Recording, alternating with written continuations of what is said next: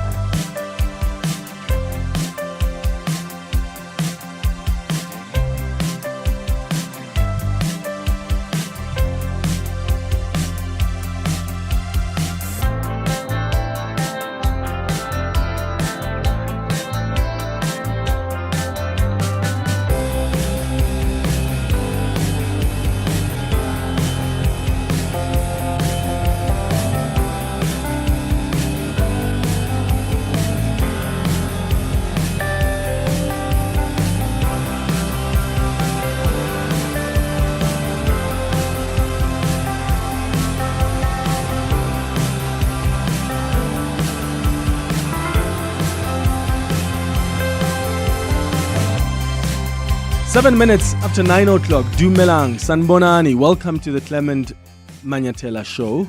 It's great to have you with us here on 702. I hope you're well this morning. We start the show with the 702 open line as always on 011-883-0702. Your WhatsApp's on 072-702-1702. Have you been watching the Nkabinde inquiry into the Johannesburg prosecution's boss Andrew Chauke's fitness to hold office? Remember, the inquiry was established by President Cyril Ramaphosa after he suspended Chauke amid serious allegations. He was accused of quashing the prosecution of politically connected individuals and making questionable prosecutorial decisions. And his boss, the National Prosecuting Authority head, Advocate Shamila Batohi, has been testifying. And honestly, guys, to say it's been a bit of a disaster is an understatement. I mean, there are instances where Shamila Batohi, the advocate, is confessing that she actually didn't read the Boyson docket. And yet she reviewed the decision to charge Boyson. Remember, when she came in, there was a panel that recommended that they withdraw the charges. But you didn't read the docket? And I mean, she has tried to justify that, to say there's case law on the fact that the NDPP doesn't have to know everything and doesn't have to read every document. But if you're going to make a decision so monumental, that is a docket that you at least need to read. It's like, I mean, and this is not a direct comparison, but remember when the former city manager of Ekurhuleni, Dr. Imogen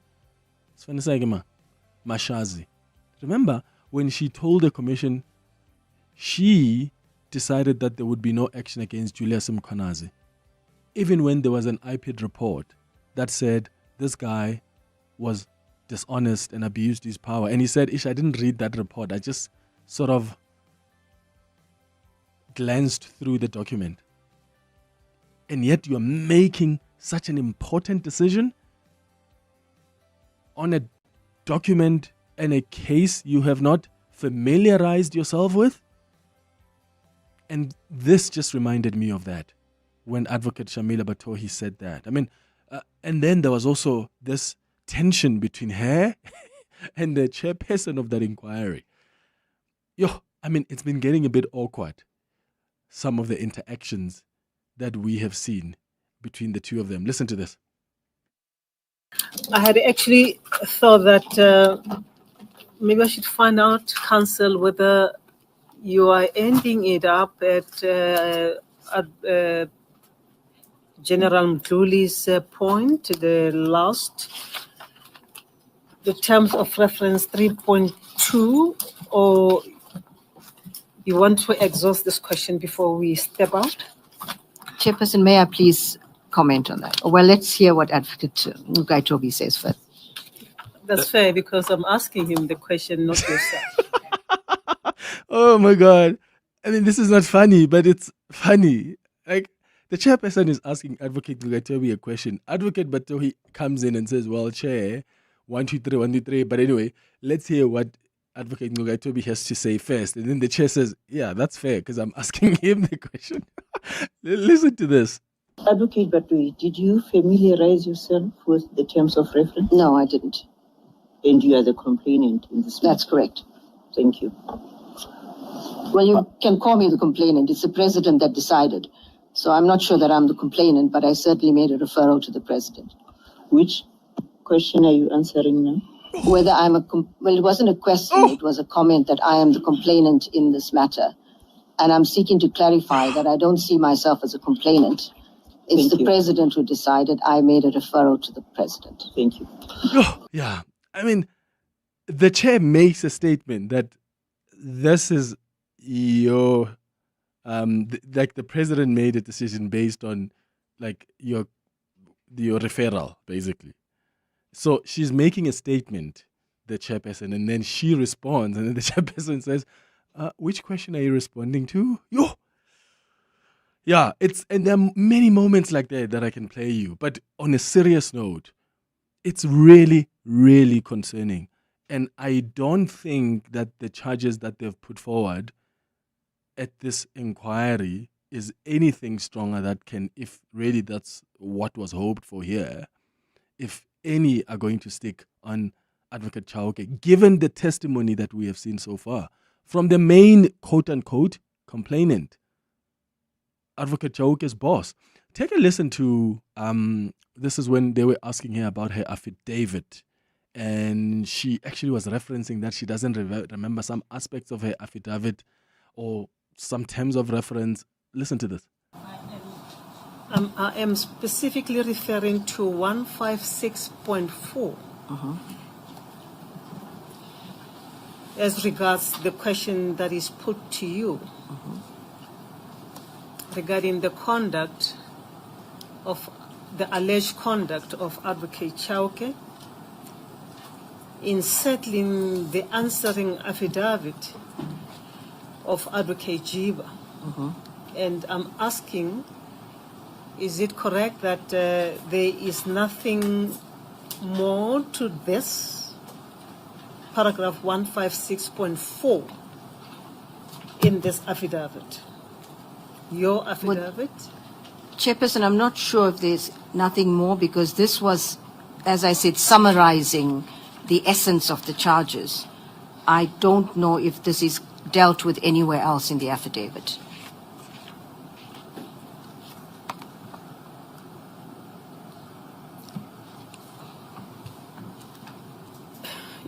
This is your affidavit, Counsel, with the greatest of respect to you. You should be able to help us because it is your testimony. You should know this affidavit better than us. It is your affidavit under oath.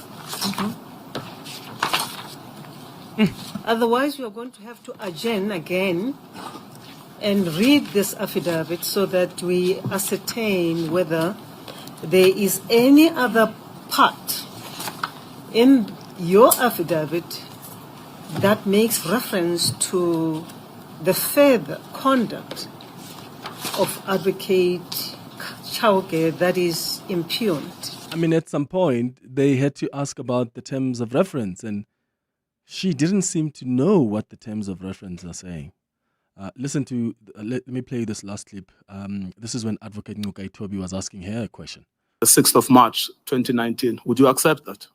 That would be inconsistent, yes. Yes, all right. We will come back to that topic after I have spoken to Advocate Epstein. Can I ask you another topic? You have repeatedly mentioned state capture in this inquiry. Do you remember that? I do. Yes. Now, the definition of state capture as adopted by the Commission under Justice Sondo is a misuse of the state and its organs for private gain or for unlawful aims. Do you accept that definition? Yes. Do you have any personal knowledge that Advocate Chauke was involved in state capture? I don't have any personal knowledge. Yes, all right. So then it was grossly irresponsible of you to mention state capture in the context of Advocate Chauke when you have no personal knowledge of his involvement in state capture.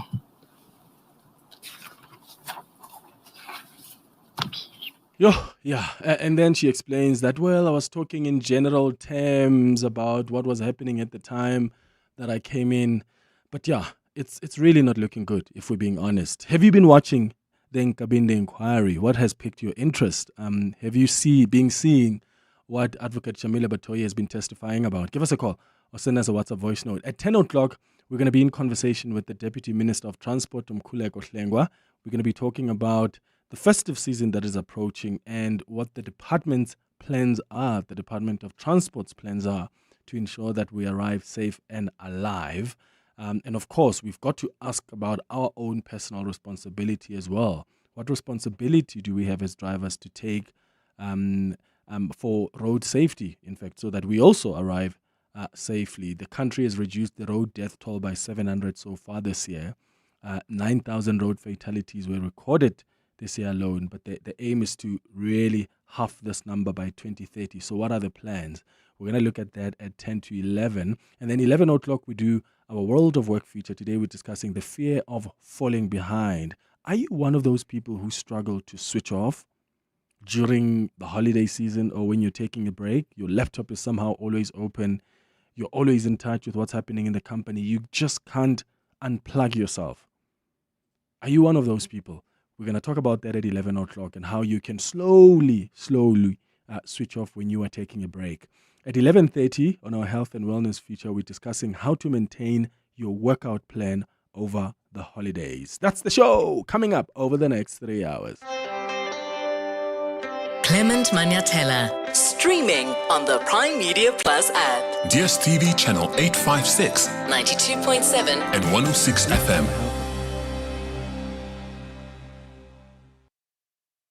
All right, so we go to your WhatsApps on 072 702 1702. You can give us a call as well on 011 883 0702.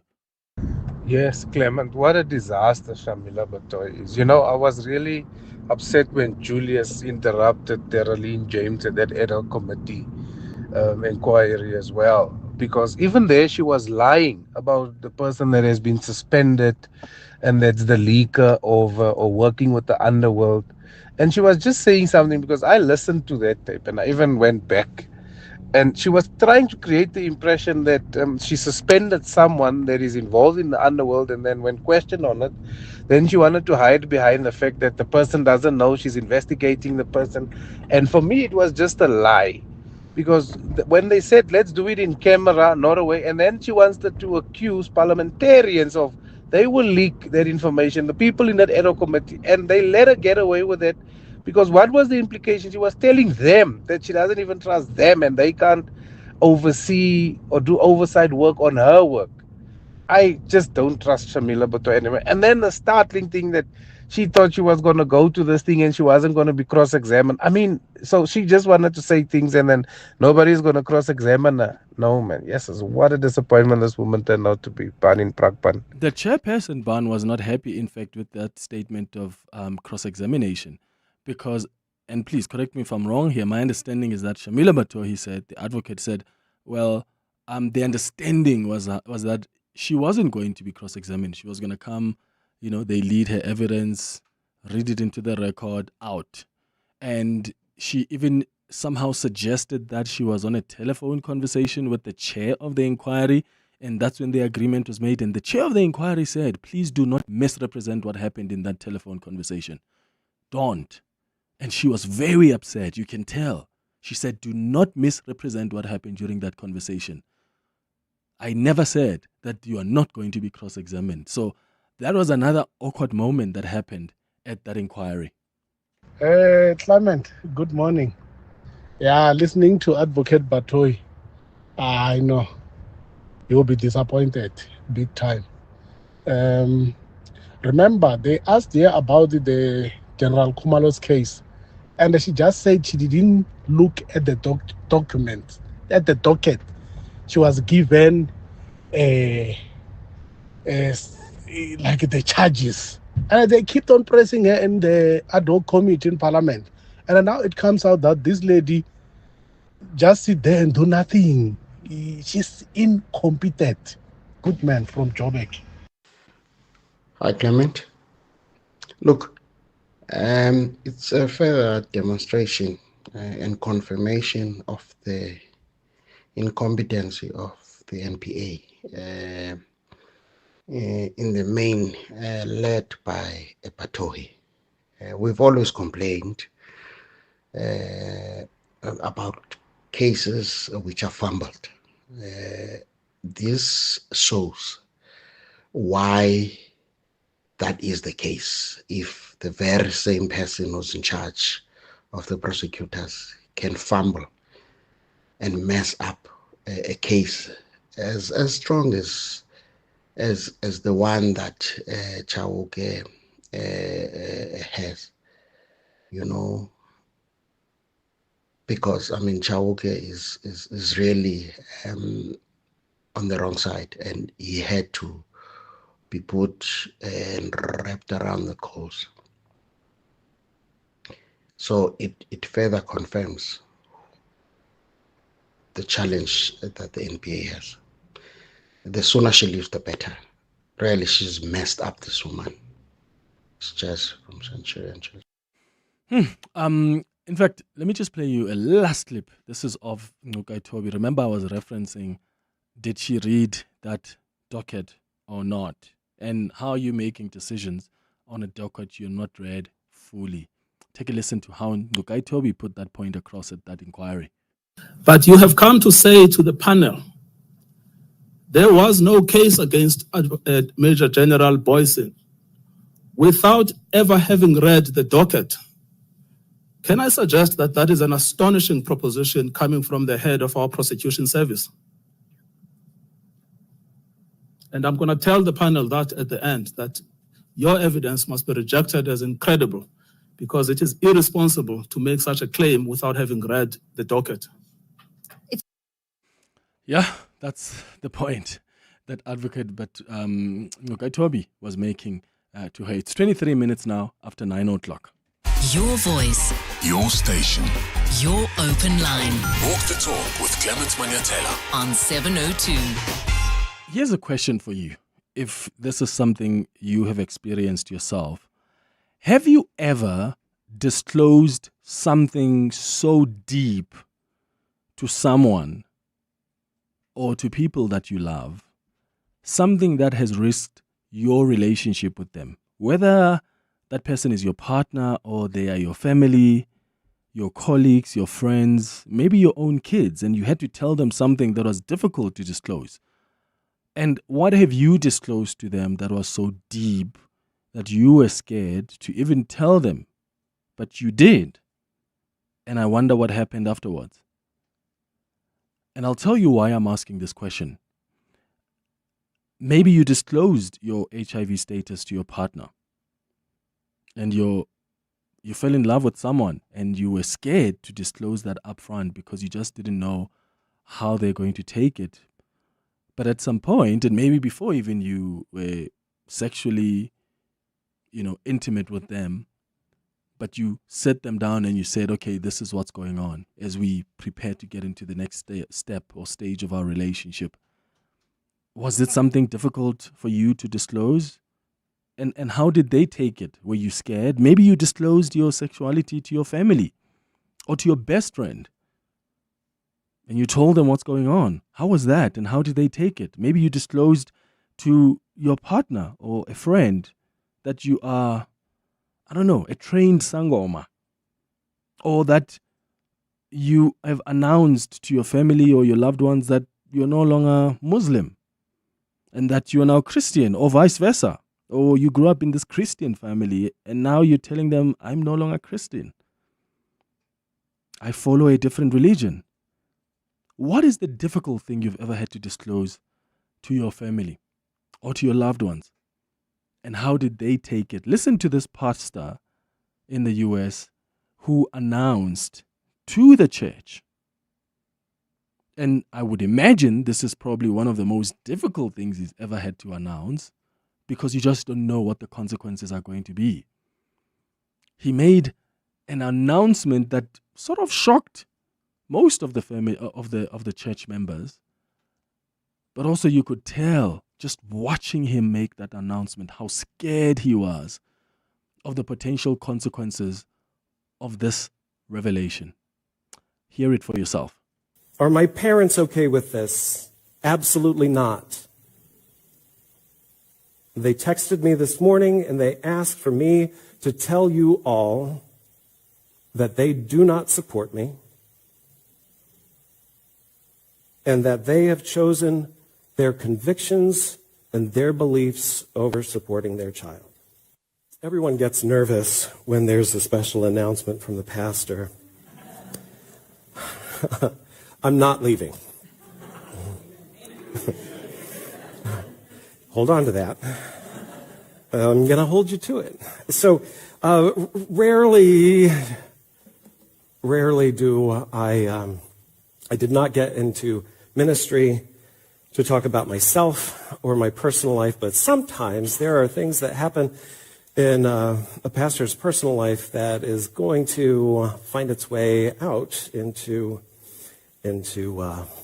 ministry. And so I am inviting you to join me in a season of creative transformation for myself and I think for all of us. So I get to announce with joy that I'm transitioning. I'm affirming and saying to all of you that I am transgender. And so the best way to put this is that I'm not becoming a woman, I'm giving up pretending to be a man. Sure. Can you imagine how shocking an announcement like that is to a congregation that to them, they've known this person as the partner in the way that he's been expressing himself, so to speak. And now he comes. Can you hear how trembling he is? Like when you watch the clip, you see how scared he is because people could just get up and walk out of the church. He just doesn't have the control over how people are going to react to this announcement. And he's telling the church for the first time ever that I know this is how you've always looked at me as, but I'm transitioning. I'm transgender. And I'm asking you, using that example, what is that one thing that you've had to disclose before in your life? And you've been so scared to do it, and you did it, and what happened afterwards? And some of you may have examples where actually your revelation or disclosure was met with a lot more grace and kindness. Maybe some of you, people walked out of your lives. Or maybe you're still scared. There's something that you're still scared that you don't know how you're ever going to disclose to your loved ones. Maybe it's the fact that you've got a child outside of your marriage. Maybe you had that child even before you got married, but you've always been scared to acknowledge that child. And now you have to sit your family down or your wife or your husband and actually say, this is my reality. But you know that could risk it all. Or maybe there's somebody who's disclosed something to you that was really deep and could have broken things up, or it ended up breaking things up. Give us a call, please, on 011-883-0702. You can send your WhatsApp voice notes as well on 072-702-1702. I know of friends who own businesses who often say the most difficult thing for them is telling people you are retrenched. Telling someone that you know has relied on this job and has got a family that they care for, and you've got to let them go. That's quite a difficult thing to do. Or maybe you've had to tell someone that the baby is not yours. Ooh. There are difficult things out there that people have had to disclose to their loved ones or the people they care about. What was it for you? And how did that work out? Give us a call or send a WhatsApp voice note. It's 9:30. Sfiso has the latest in Eyewitness News headlines. Good morning. Thanks, Clement. Good morning. The ANC's National General Council continues today with disgruntled staffers saying they are being taken for granted by the party as they continue to work without pay. In addition to the late and sometimes non-payment of salaries, some ANC employees say the organization is not making contributions to their medical aid and provident funds. The DA has ranked stopping a proposed VAT increase as one of the highlights of the party's parliamentary year. Added to that, holding ministers accountable to the extent that it led to the removal of former Higher Education Minister is also being counted as among the party's successes. Taking stock of its parliamentary performance for the year, DA Chief Whip George Mikalakis has also recorded last week's decision to establish an oversight committee for the presidency as a win for the DA. And 3 men are expected to go on trial in Germany on allegations of tailing a former Ukrainian soldier on behalf of Russian intelligence services for a possible assassination plot. The alleged ringleader recruited another Ukrainian and a Russian, and the trio allegedly tried to lure the former Ukrainian soldier to a Frankfurt cafe last year, but the alleged target became suspicious and contacted the police. Those are the headlines. This EWN and more at 10 or as it happens. EWN Traffic. Travelling on the M1 South, we've got delays between Marlborough Drive and the Corlett Drive exit. That's due to roadworks along this route.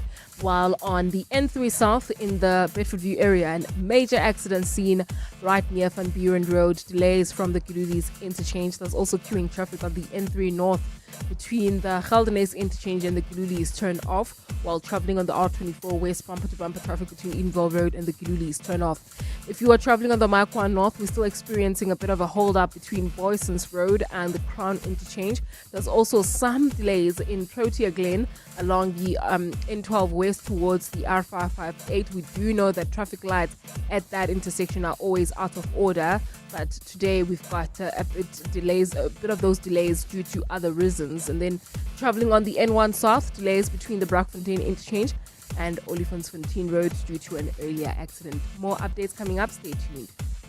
There's more EWN on air, online, and on the EWN app.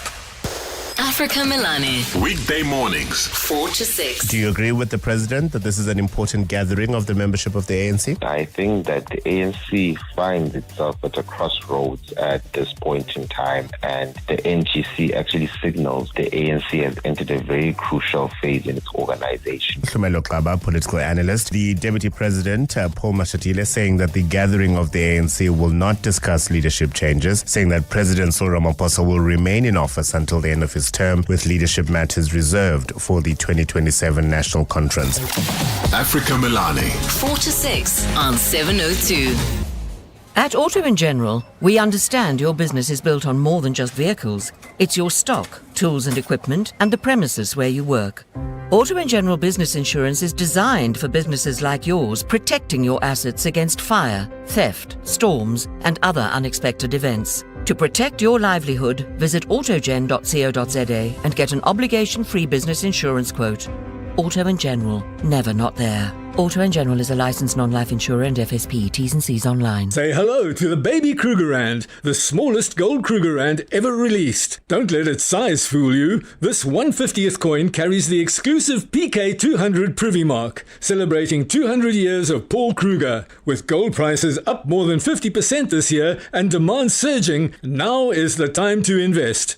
These miniature treasures are moving fast, so don't miss your chance to own a unique piece of history. Visit citycoins.com to secure yours today. To walk the talk is to turn words into meaningful actions. And it's what we at 702 are committed to doing every day. We are also committed to following the rules set out by the Broadcasting Complaints Commission's Code of Conduct. To give you balanced programming, fair comments, and accurate news. But if we stumble along the way and you feel we are not living up to the code, let us know on comment@702.co.za. And if after that you're still not happy, you can direct your complaint in writing to the Broadcasting Complaints Commission.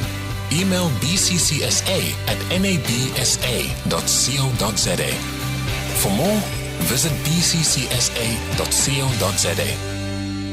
Your voice. Your station. Your open line. Walk the talk with Clement Manyathela on 702. 25 minutes before 10 o'clock. Let me go to your messages now. Your calls, your WhatsApps as well, responding to this question I'm asking on the 702 open line this morning about the difficult things you've ever had to disclose to your loved ones. So maybe it's stuff that's been disclosed to you.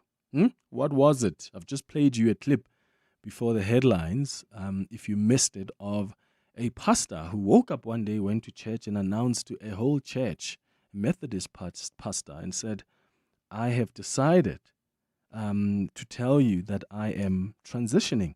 I'm transgender. And I bet you that must have been one of the most difficult announcements or revelations he's had to make to even to a group of people like that, especially a congregation. And I'm asking you, what is that one thing that was so difficult for you to disclose to your loved ones, and you did? And how did they take it? Or maybe it's something that was disclosed to you. On the WhatsApp line, Anonymous says, hey, Clement, I would like to remain anonymous. I made my ex pregnant last year, and she gave birth early this year. I only told my current partner a few weeks ago after almost 18 months of guilt and shame. She is so heartbroken. She, of course, dumped me, but we are now working at fixing the relationship. This is my first child whereas she already has a 10-year-old. The problem is now that I'm thinking maybe I should be with my ex because there's a baby. I'm so torn. Yo, Anonymous, what a conundrum.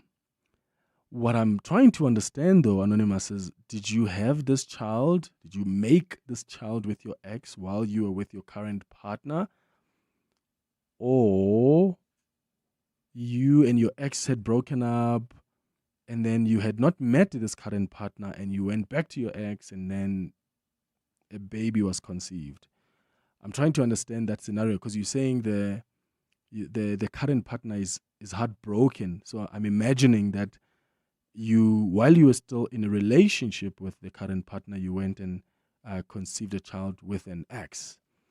If you can clarify that for me, please. But that's how it appears from the message you've sent. And I can only imagine how difficult that must have been. Like, what do you say to your partner? Hey, I've got a child and I had this child because I left the relationship to go be with somebody else. And yeah, a child was conceived. Sure.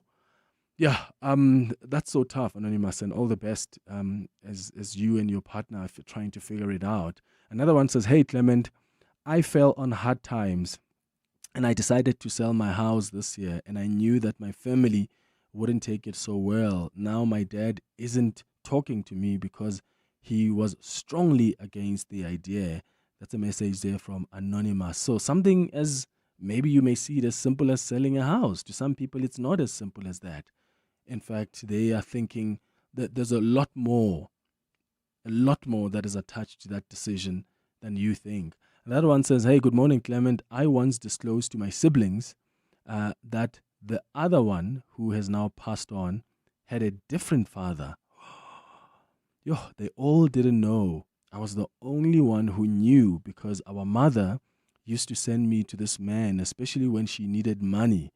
They were shocked and they couldn't even comment.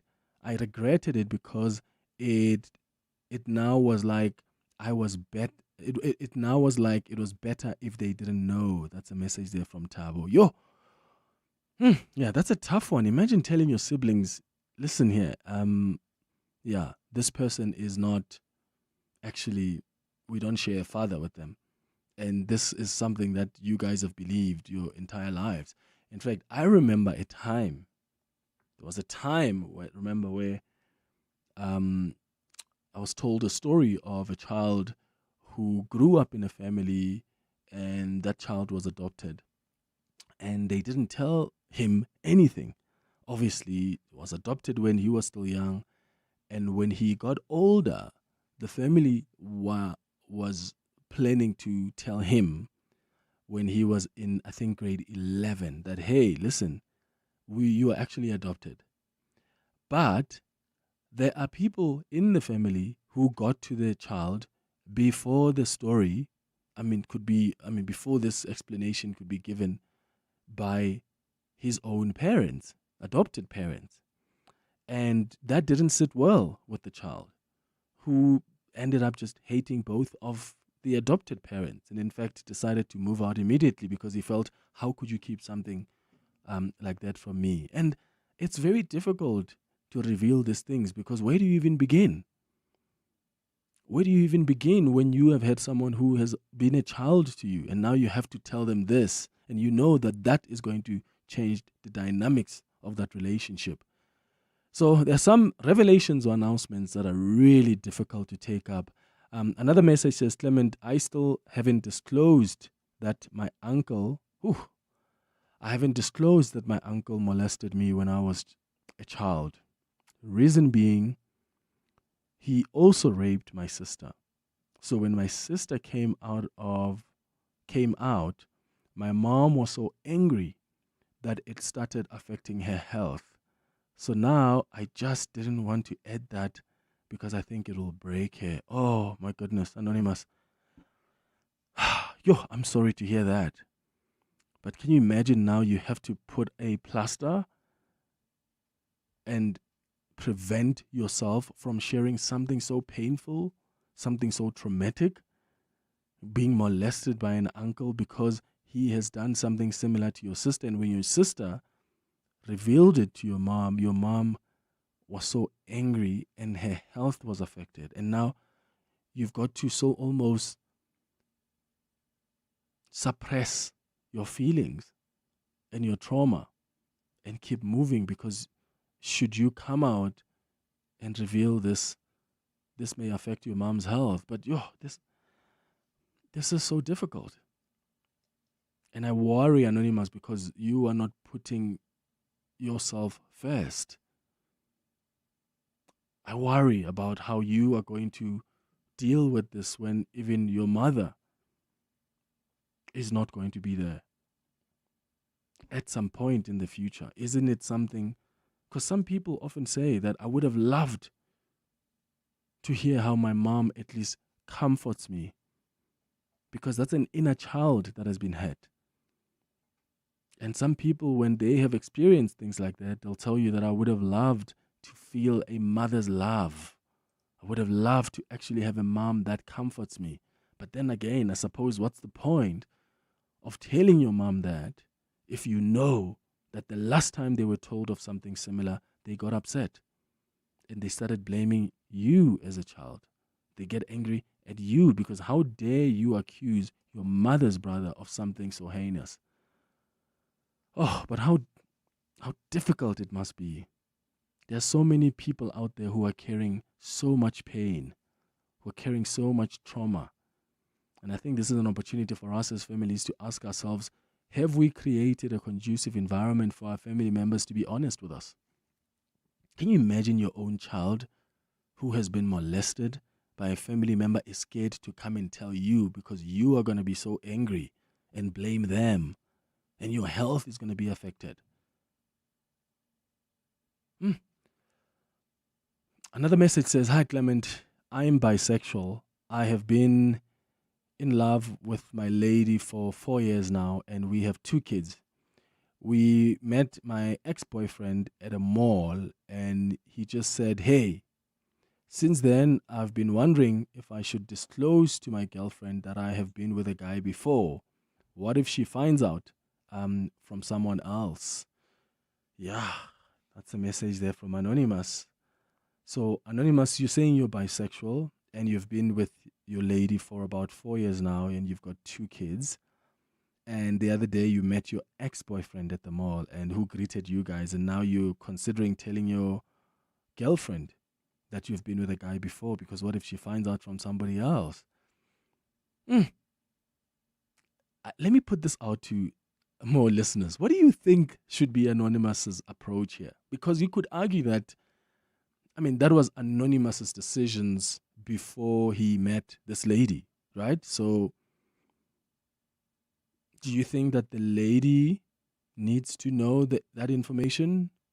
Or you could argue that, well, Anonymous, at the end of the day, that is part of who you are, especially if you still identify as bisexual. That is part of who you are. And of course, I would imagine that in your case, or whatever case, being bisexual doesn't mean that you can just have a girl and a boy at the same time.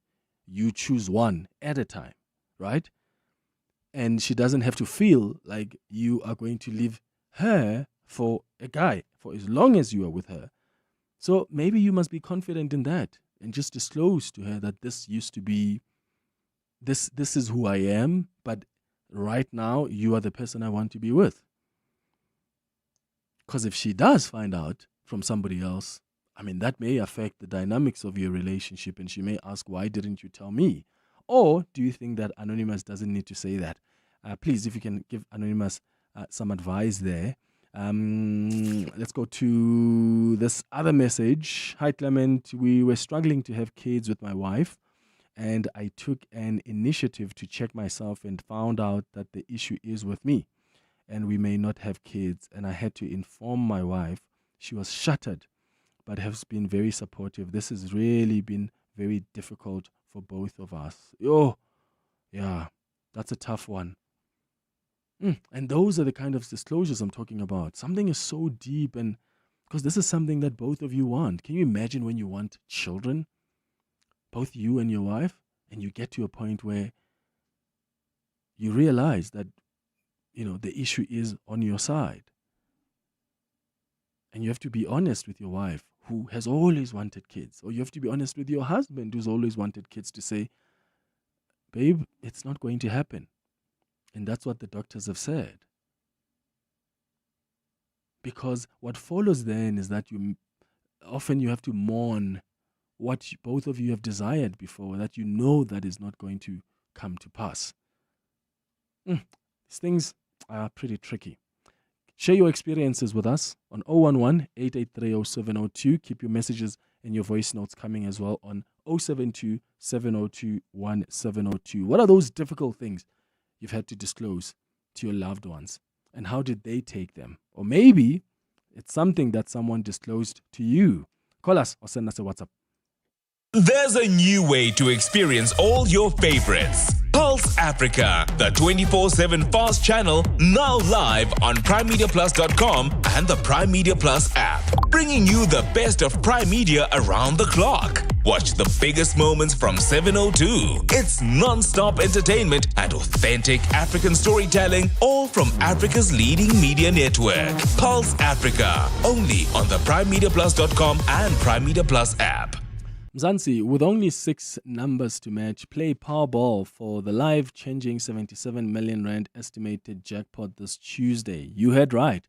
Play Powerball for an estimated 77 million rand jackpot today for your chance to become the next big multi-millionaire. Buy your tickets now in-store on nationallottery.co.za, the mobile app, cell phone banking, or simply dial *120*7529# for USSD. Panda Pusha Play. Players must be 18 years or older. Play responsibly. Ituba is the proud operator of the National Lottery. And the award for the spiciest stunt performed in a bowl goes to Tom Yum Cruise. Thank you everyone. Wow, what an honor. I'd like to thank the chilies, the lemongrass, and of course, Simply Asia, for believing in my flavor. It's the summer of stars at Simply Asia. Stand a chance to win a Toyota Starlet when you spend 200 Rand or more on our famous flavors. Order now. Simply Asia, connecting the Thaiway. End the year on a high with instant payment. How, you ask? Well, sell it to We Buy Cars. Simply complete the form on webuycars.co.za and there you have it. A great offer within minutes. Ready to take it further? Sealing the deal with your dream ride? Explore over 12,000 vehicles on webuycars.co.za. Easy, right? With We Buy Cars, it always is. Your voice. Your station. Your open line. Walk the talk with Clement Manyathela on 702. It's 10 minutes before 10 o'clock. This is the 702 open line. Your calls on 011-883-0702. And I'm taking your WhatsApps as well on 072-702-1702. I'll come back to your WhatsApps and your messages about the things that you've had to disclose that were so difficult and how that changed. But also you've been sending your WhatsApps as well about how you have been assessing the Nkabinde inquiry. This is an inquiry looking into the fitness to hold office of the Johannesburg prosecution's boss, Andrew Chauke. And Advocate Shamila Batohi, who is Chauke's boss, has been testifying over the last couple of days. And my goodness, it's been something sort of a disaster. Morning, Clement. I hear you about Batohi, Brabi. You see these people? Incompetent about Batohi. I mean, I listened to her in the parliament. I said, this lady, that is why the NPA is failing like this. Luckily, there are some other people who are competent in that area. That is why sometimes you'll find that they are cushioning. He's literal incompetent. It's just incompetent. I don't know. He just have that mentality of saying he's trying to protect himself. And if I listen to this Kabinde's committee now, he is literal incompetent. Thanks, Clement. Nothing else I can say. But she seems to be someone who's not interested in a job. She feels like she has disengaged. She has completely lost interest in doing the work. She's probably just waiting for retirement and stuff like that. which is really sad. Praying that the next NDPP is someone who is really interested in doing the job, in getting justice done. Thank Morning, Marimeja. Mwakuye Njobek. You see, that's the incompetence of the NPA, because we have an incompetent head of the NPA. Huh? No.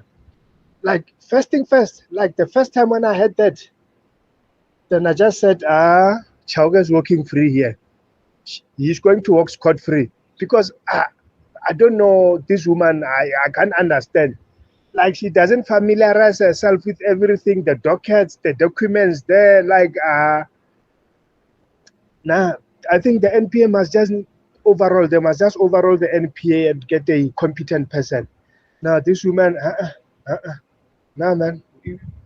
Even if Chauga was guilty, he's going to walk scot-free, because she's already messed up the case. The case is so messed up. Mwakuye Njobek, a great one. Yeah, it's gonna be tough. I'm really looking forward to the recommendations of this inquiry. 7 minutes now before 10 o'clock. Your voice, Your station. your open line Walk the talk with Clement Manyathela. on 702. All right, so remember we got a message earlier from Anonymous who says, hey Clement, I'm bisexual. I've been in love with my lady for about 2 years now, and we have 2 kids. The other day we met my ex-boyfriend at a mall and we just said hi to each other. And since then I've been wondering if I should disclose to my girlfriend that I've been with a guy before. What if he finds out from somebody else? So I've been asking you if you have advice for Anonymous, and there are some WhatsApps that have come through, some texts as well that I'll read. Let's start here. Hi, Clemza. Good morning. My take on Advocate Batohi's submission, I'll actually link to Dr. Imogen and also Julius Mkwanazi, in that people who are used to giving one-way or top-down directives / instructions, they don't fare very well when they are questioned, when they are led, and when they're cross-examined, because they're not used to, shall we say, engage in verbal jabbing and sparring. They are used to one way of communicating, and they're not used to getting instant feedback. And lastly, I think it's also the tension of public speaking that gets the better of some of these people, because a job title does not necessarily mean that you are a good public speaker, a good debater, and dare I say, you don't necessarily make for a good witness. Thanks. Good morning, Clement. I just wanted to give advice on the bisexual guy, on him telling his wife or girlfriend about his sexuality. I would rather advise that he doesn't, because imagine when, like, I'm a woman, so I'm just thinking this on my side. If my man now is out with the boys, I would just think that what if he's dating those boys, or there's something that they are doing together, or maybe if he has a best friend. I'll always, at the back of my head, think that my baby and that friend, there is something, because now he's bio. So I'm always going to be uncomfortable when he's with other men. So I rather he doesn't. Yeah, Okay. that's just my option, my opinion. Yeah.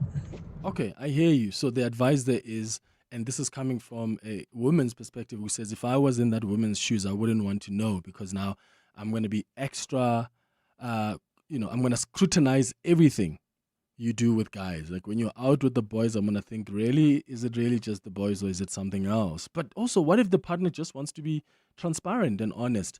Another advice comes from Anonymous on the WhatsApp line, who says, hi Clement, with Anonymous's bisexuality, I wouldn't recommend advising the girlfriend, because she might not trust him with his guy friends, and every gent he's close with might be scrutinized. Also, the timing will be questioned as to why now, what happened.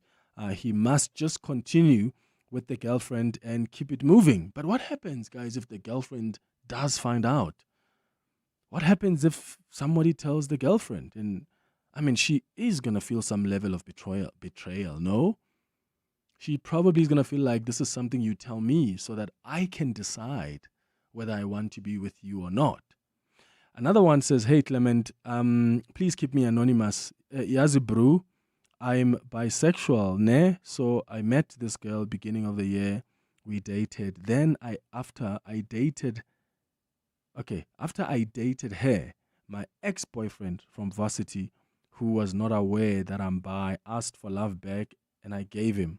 So I dated 2 of them. Now I disclosed my sexuality to him. He was mad and made me to choose between him or her. So I chose him. The painful thing is that is the girl is that I told her that I don't want the relationship.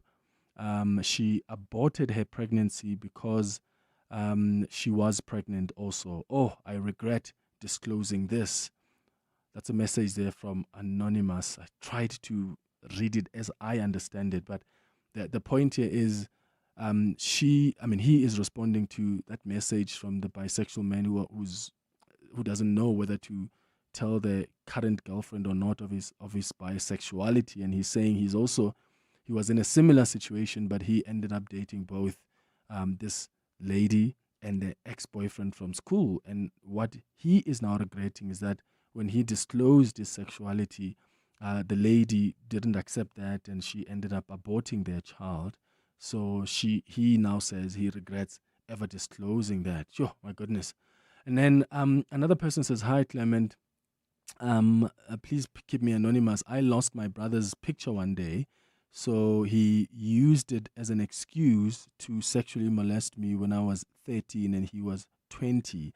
He said, if I tell our parents, he will also tell them that I stole and lost his photo. I was young and I didn't reveal it to anyone until my parents died. I am at least better now because my now husband knows my blood brother Clement did that to me. Yo, yeah, this is crazy. I'm sorry to hear that, and I'm sorry that you've had to carry that, and your parents have had to go. But thank goodness you've got a loving husband who can help you carry such a painful, traumatic thing. Another message says, Clement, my problem with this guy who has just shared his story, the bisexual guy, is that he still identifies as bisexual. I think that is the problem. If he still sees himself as bisexual, then it means that as things stand, he is still attracted to men. And that is what he must discuss with the girlfriend. So that's what another advice from Anonymous says. We must actually do a topic about that probably on our relationship feature, because I'm getting, quite a few messages of guys who are saying, I'm bisexual and this is what I've had to deal with. So maybe that's something we can put up on our relationship feature next. But thank you so much for being kind enough to advise Anonymous. It's 10 o'clock, time for the news, and this Eyewitness News is brought to you by Vouch. Hassle-free insurance is possible with your Vouch advisor. Vouch SA is an authorized financial services provider. T's and C's apply. This is EWN. Good morning, I am Sfiso Zulu. The ANC's National General Council continues today with disgruntled staffers saying they are being taken for granted by the party as they continue to work without pay.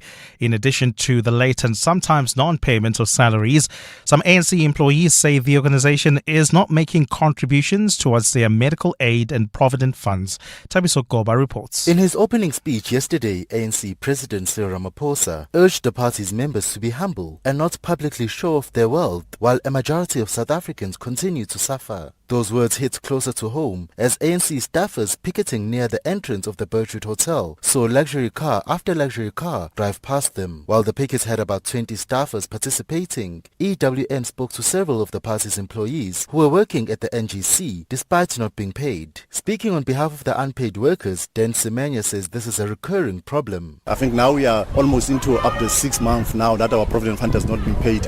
Issues that relates to medical aid also. For the last month of November, we have been experiences issues where members will go to hospitals or a doctor. Only when they arrive there, they'll be told that medical aid has been suspended. ANC National Spokesperson Mahlengi Bengu says while there has been issues of late payments of salaries, the party has not defaulted on its medical aid and Provident Fund contributions for its staff. Thabiso Goba, Eyewitness News. The DA has ranked stopping a proposed VAT increase as one of the highlights of the party's parliamentary year. Added to that, holding ministers accountable to the extent that it led to the removal of former Higher Education Minister is also being counted as among the party's successes. Taking stock of its parliamentary performance for this year, DA Chief Whip George Mikalakis has also recorded last week's decision to establish an oversight committee for the presidency as a win for the party. Lindsay Dentlinger reports. While critics say the DA sometimes continues to behave like an opposition party despite being part of a governing coalition, the party's chief whip George Mikalakis says his caucus is merely carrying out its parliamentary mandate. We have to continue to fulfill what is perceived to be that watchdog role, which some people find difficulty understanding, that a governing party can be so adamant to do it. Mikalakis says despite fewer laws being passed in this year than in previous years, he believes those that have been concluded this year are of a higher standard. This, he believes, can be ascribed to more collaboration and consultation since the formation of the GNU. I'd rather have fewer bills passed through the House in a year, but better quality, than just rubber stamping everything and pushing it through. He says his party will continue to also produce its own bills, as it has done this year, to reassert the party's beliefs and to open discussion with its coalition partners on critical matters. Lindsay Dentlinger, Eyewitness News, Parliament. The NPA says it has not opposed bail for 5 suspects accused of luring South Africans to fight in Russia because there's no indication yet that the group might flee the country. The suspects appeared in court yesterday and their case has been postponed to February next year. Alleged recruiters, SABC broadcaster Nonkululeko Mantula, received 30,000 rand bail, while Xolani Ntuli was granted 15,000 rand bail. The recruits, aged between 21 and 24, were set to join Russian forces in contravention of the Foreign Military Assistance Act. NPA spokesperson Pindim Jonondwane. Well, at this point, we don't have information that they might flee and evade their trial. Hence, we did not oppose their bail application. However, we requested the court to set conditions such as that the passport for accused number 1, whom we are alleging she's the main recruiter, must remain with the state. Meanwhile, 3 men are expected to go on trial in Germany today on allegations of tailing a former Ukrainian soldier on behalf of Russian intelligence services for a possible assassination plot. The alleged ringleader recruited another Ukrainian and a Russian. The trio allegedly tried to lure the former Ukrainian soldier at a Frankfurt cafe last year, but the alleged target became suspicious and reported the matter to police. German media have reported that the former Ukrainian soldier knew he was on a Russian death list after Moscow had accused him of war crimes, including the alleged execution of Russian soldiers. When the Ukrainian soldier did not show up in the Frankfurt cafe, which was under police surveillance, the 3 men drove off but were later stopped and arrested by police. Gold is trading at $4,180.41 an ounce. The rand is at 17.03 to the dollar, 22.71 to the pound, 19.84 to the euro. Brent crude oil is at $62.33 a barrel. And in the traffic, we've got delays on the N12 as well as the R24 west between Edenville Road and the Gilulis interchange. That's due to an accident between these 2 points. There's also queuing traffic on the N3 south between Linksfield Road and Van Buren Road. This is due to roadworks. While travelling on the N3 north, do expect heavier traffic volumes coming out of the Geldenes interchange. A partly cloudy day in store for Gauteng with thunder showers expected. The temperatures will peak at highs between 29 and 31 degrees. The top story in EWN this hour: the ANC's National General Council continues today with disgruntled staffers saying they are being taken for granted by the party as they continue to work without pay. EWN, in touch, in tune, and independent. For the latest, visit ewn.co.za or download the EWN app. Ever tried to pick insurance and just zoned out? Too much jargon, too many options, too many open tabs. Enter Vouch. Vouch connects you with real, independent advisors who help you compare quotes from SA's top insurers, who explain things clearly and who guide you through it all. No spam, no pressure, just honest advice and cover that fits your life. Vouch. Someone on the inside, on your side. Vouch SA is an authorized financial services provider. T's and C's apply. You're with Clement Manyathela on 702. Let's walk the talk. Streaming on the Prime Media Plus app. DSTV channel 856. 92.7 and 106 FM. 7 minutes after 10 o'clock. Dumelang, welcome to the second hour of the Clement Manyathela show. Thank you for staying with us here on 702 as always. And I really always appreciate your contribution on the 702 open line. Tembi on WhatsApp says, on Twitter, says, hey Clement, your current segment, people are carrying heartbreaking burdens. People are walking around with a lot of pain. Tembi, I absolutely agree with you. Nessa on Twitter as well says, Clement, I'm loving the shows that you've done currently. Since December has started, you've been helping your listeners to speak their truth. Who knew maybe they will also enter 2026 on their healing journey, living the truth, healing people one show at the time. Thank you, Nessa, for that message. And then Zach says, Clement Madimage, Pastor Clement, Pastor now, really? What are you saying, Zach? Zach is talking about the 011 or 011, which is a debate we've had for so many decades. Trust me, on the station. But Zach, it is 011-883-0702. Remember, at 11 o'clock, we are going to do our World of Work feature. And today I want us to have a conversation about being able to switch off, like the fear of falling behind. There are people who just struggle to switch off when they're on holiday, right? And I wonder, what is it about your work that you struggle so much to just unblock everything and focus only on work? I want you to share your experiences with us at 11 o'clock on our World of Work feature. And then at 11:30, we're going to do our health and wellness feature. And I know a lot of us are going to start taking things easy during the December festive season. So how do we maintain our workout plan over the holidays? Because holidays doesn't mean that you can, fit in that 5-kilometer run or that session at the gym. So how do you do that? That's a conversation we're going to have at 11:30. You're with Clement Manyathela. 702. But right now, we start our conversation with the Deputy Minister of Transport, Mkhuleko Hlengwa.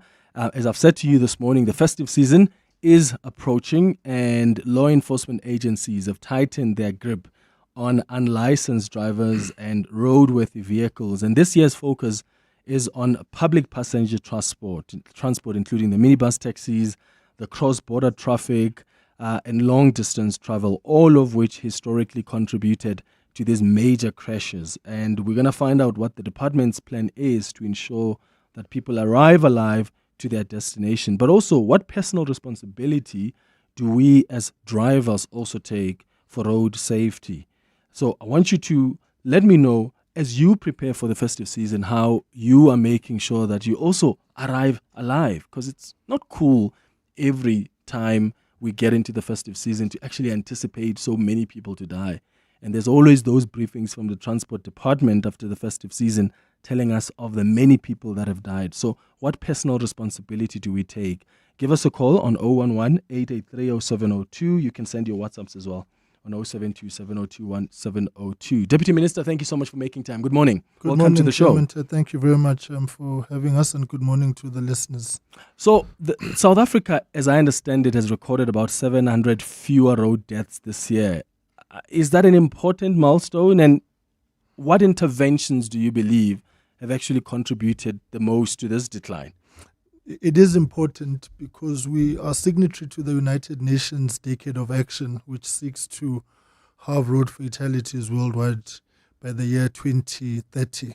So we need to arrest the trajectory of deaths on our roads and find ourselves reducing fatalities and fatal crashes. So it is important for us. But at the same time, we are cognizant of the fact that every life lost is fundamentally a reversal, because what we are picking up is, one, we are losing economically active South Africans, particularly those coming from poor backgrounds and have been able to break the cycle of poverty and are a remnant class in various cities and towns and sending monies back home. And so their death on the road has got a far-reaching implication and consequence on the socio-economic lived realities of families and communities. So every time we are able to save a life, we look at it more broadly in the ecosystem of what it means. Secondly, is that the cost of road fatalities and road crashes is almost calculated rather to be anything between 202 billion rands and 260 billion rands per annum. And these are things around the restoration of infrastructure when an accident has happened, if it goes into a flame, and losing curbs and rail guards. This is the cost to hospital and healthcare services, the strain that it puts on those. And what trauma does in hospital casualties is people who are ordinarily receiving help on an ordinary day have to now be pushed far down, and we prioritize these trauma patients. So the cost of an accident is huge. And then does that include the road accident fund? It does include the road accident fund, because that relies, one, of course, on the funds we receive from the pump, the 218 rands per litre. But the more accidents you have, of course, then the burden is there. So it's about 36 fatalities every day, and it is some 53,000 serious injuries every year as well. So it's not just the fatalities, but it's also the people who then have to deal with new life realities, having lost an arm, a leg, sight, they're out of a job because of the injury. So it's broad. And then maybe the last thing about just the economics of an accident is, driving to work, if an accident happens, the chock-a-blocker nature of then the traffic, and also what we call rubbernecking, when people on the other lane in the opposite direction slow down to look at what has happened. So people are slowed down to work, to school, deliveries are slowed down. So one accident has got a grinding effect on the economy, and so that's why we look at the whole ecosystem. So what do you think as a department actually needs to happen for us to meet that 2030 target? What do we need to prioritize? Right. So what we began doing last year is regular MINMIX now, the pooling and sharing of resources, skills and expertise across the country, with provinces and municipalities roping them in. We have got a heightened new deployment of the National Traffic Police throughout the country. We've identified the top 20 priority or problematic routes where these accidents tend to happen more frequently, and of course studying the patterns and the movement of people, whether on weekends and so on. So for an example, for the first time, the N2 southbound in Durban towards Harding and Coxted in 2024 did not register a fatal accident because it had been a problematic road. We prioritized deployment and then the safety. And it's an artery between from Durban to the Eastern Cape, and during the festive season it has peak traffic. Over the Easter weekend, what we began doing in preparation for it rather is starting to engage with your mega churches where we know that you're going to be having heightened traffic. And so that's why we didn't register a fatality on the N1 between Johannesburg and Polokwane, because amongst others is that we were able to prioritize deployment working with the churches. So what we did was, at point of origin where the buses were leaving, we were able to have inspections there. So it is also about the whole of society approach and collaboration. And our outlook really is, we're not just focusing on the festive season. This is a year-long operation. We're prioritizing long weekends specifically, but every weekend generally, because the stats are telling us that we are registering fatalities on weekends, 1, but 2, between the hours of 7 p.m. and 9 p.m. at night, and between midnight and 2 p.m. and in the early hours of the morning. And so that, and why that is seemingly the case is the other challenge is we don't have heightened visible policing. So we've already now engaged the Department of Public Service and Administration to grant us overtime, to exceed overtime in order for us to deploy in those hours, because currently the terms of and the conditions of employment are obviously prescribed. People are working certain hours. We are introducing the third shift to have 24/7 deployment, and then also doing the flexi shift on priority routes. It's part of a broader intervention of bringing everybody together. And I mean, just this morning, Gauteng was having its inaugural IGR provincial MMC's intervention, where we're bringing in the municipalities to also play a role. Why we're doing this is we obviously have a shortage of traffic officers in the country in terms of what we should be having. But we recognize that if we are agile enough to share our resources, we're in a better position to register the kind of decline that we have achieved so far. So speaking of human error, speaking of statistics, human error seems to account for 9 out of 10 crashes. What is the department doing sort of differently to address this behavioral change and not only focus on enforcement? Yeah. So driver behavior remains one, or misbehavior remains one of the major challenges that we have. And so this is why this conversation is important, because we also have to place the personal responsibility on an individual. And what we've picked up is that the driver misbehavior we're seeing, one, remains the challenge of drinking and driving. And then there's the phenomenon of drinking and jaywalking. 48% odd of our fatalities are actually pedestrians. So we are working with the alcohol industry, amongst others, to say, guys, what further responsibilities and obligations can we bear on you? Secondly, is to really make a clarion call. Guys, the usage of cell phones behind the steering wheel, whether taking a call, whether responding to a WhatsApp, then the latest phenomenon, which is content creation. And it is highly prevalent in our stats during long weekends, during holidays, where people are obviously wanting to flood their Twitter feed, their Instagram, their WhatsApp stories. So they're taking a video while driving, and it's not just the driver, Instagram. The passenger, because the passenger will distract your attention and say, turn to look at the video, right? So the whole ecosystem within the vehicle of cell phone usage is fundamentally problematic.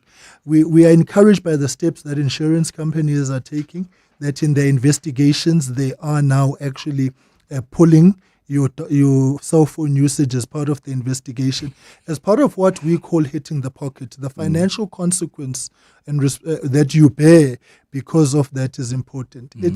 And then where we feel driver behavior is also a problem, it's just planning.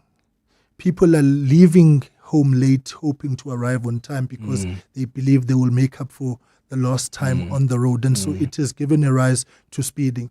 It's also making a clarion call. Guys, please rest on the roads. Every 200 kilometers, every 2 hours, particularly for long distance. Driver fatigue has been picked up to be one of the major contributors, particularly at night. People assume because the roads are emptier, they will be able to traverse the distance longer to avoid traffic, and then they're tired. So we are having public campaigns around these things and the public conversations. We are trying to reroute the budgeting and the funds we have around communication to be focused on these areas now of saying there's also a personal responsibility that you have to bear around assisting us to deal with this. Maybe just last 2 points. What we are currently engaged in, and we are actually at the tail end, we are reviewing the 2016-2030 National Road Safety Strategy, and the final draft is actually done. And why it was important was because the strategy didn't account for the kind of realities we face now. Let me make one example. You have apps such as Waze, right? It's a good app. It helps you navigate the traffic. You pick up where there's congestions. But it also comes with risks because people are informing others where there's traffic officers and so on. And so diversion to secondary routes, we are finding it also to be a risk as well. So we're trying to say, how do we regulate the technological capabilities such that they are enabler for road safety and efficiency and take out the things which are a problem. And so that's why the strategy needs review as well. And then lastly is we've got an engagement with the Department of Basic Education to say, we're currently in matric exam season.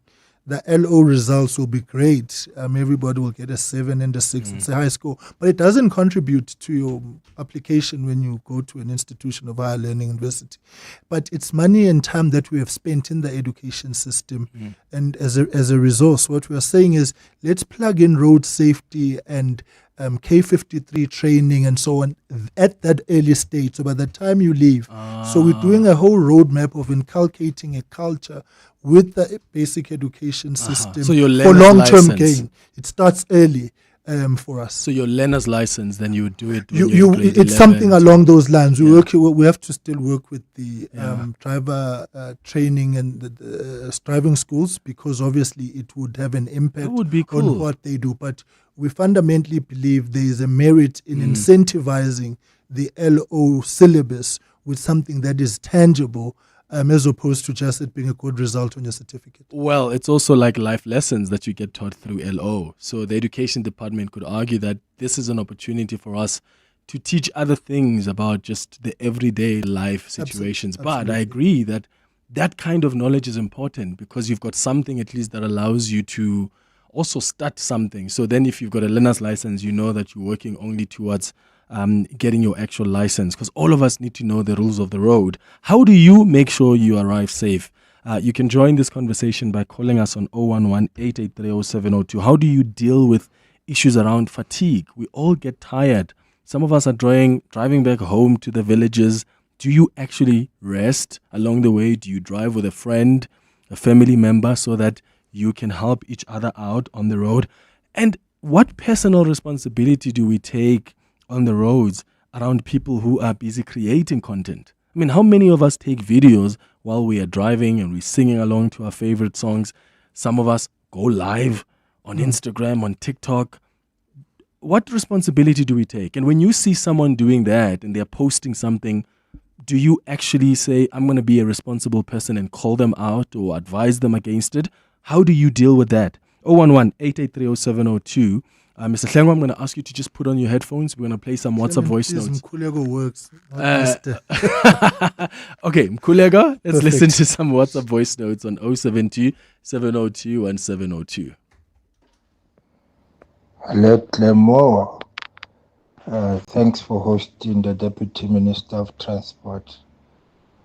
I think on a different note, but that can also be a contributing factor to what we see on the roads, is the amount or the level of corruption that the cops still exercise when they exercise their work.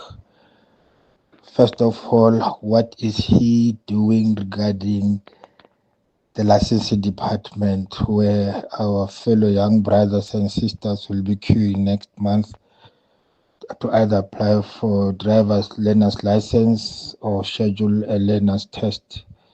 Because that is where the home of corruption is.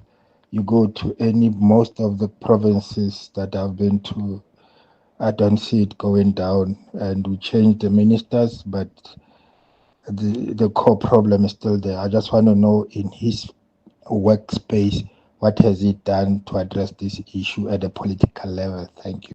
Yeah, the issue of corruption at these driving license centers. Kulego? Well, maybe let's start here.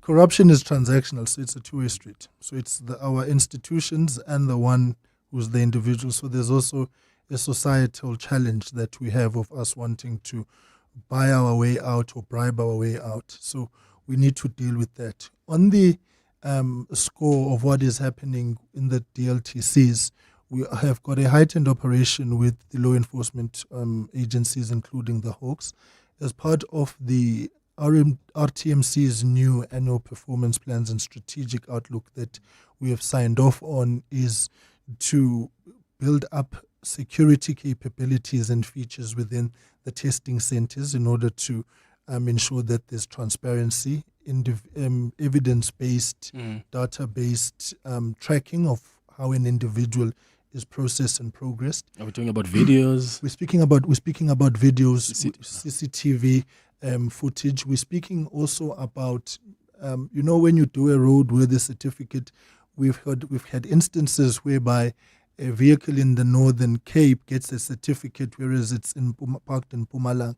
So what we have done is that we are adding features within our DLTCs to actually force the vehicle to be on site in order for it to be tested. So you cannot produce without it. So you're building in those kind of capabilities. Obviously, we have a long way to go in this regard. That is precisely why, amongst others, we are looking at working with basic education, because what we will be doing is taking out the risk around, because the other thing is the desperation to actually get a driver's license or a learner's. And so if you take out that desperation and it is done over a longer period, there isn't this mad rush that the caller is referring to, which clogs up the system, because it creates a breeding ground for it. Lastly is to say, on the corruption, that is why we're trying to incentivize through overtime and so on for the traffic officers, so that we take out this urge for financial gain. Our training at the RTMC for National Traffic Police is pegged at an NQ level 6, with the hope that obviously our pay is better. We need to now build up the municipalities and provinces from NQ4 to level 6. So incentivizing the police legitimately as well, we believe, is a necessary intervention. We obviously have to eventually arrive at a point where body cameras on the part of the officers are a feature, in order for us to be able to track and engage how they are dealing with the ecosystem. And so that's why I start off by saying that this corruption is transactional. It's not just in the ecosystem. When you pay that bribe to be let off and then you go and cause an accident down the road, the trail of destruction that you leave behind has got far-reaching consequences. I would rather say take the fine than the risk of what you go through. Salati, you're calling us from Johannesburg. Good morning. Good morning, Clem. Good morning to your guest. Sure. I love the story about the draft being finalized. My just 2 cents contribution would be add something about car seats, because you'll find oftentimes when people are traveling, where a mom is sitting with a toddler in the front seat, which then when they meet an accident is a disaster. So just like there are other countries, we can copy from them and learn from them. Uber drivers, if I want to get on an Uber to whatever destination, I should not, if I've got a child, not be allowed into the car without a car seat. Simple as that. And in taxis as well, there should be an allowance and provision be made for moms traveling with kids to dedicate a section of the taxi with car seats and seat belts for everybody else as well. And then as far as Waze is concerned, when I see, because I use Waze a lot, I'm currently using Waze. When I see cops, I don't give them. Thank you. You're one of those, eh? One of those. I don't, because the guys, there are some good guys doing their work.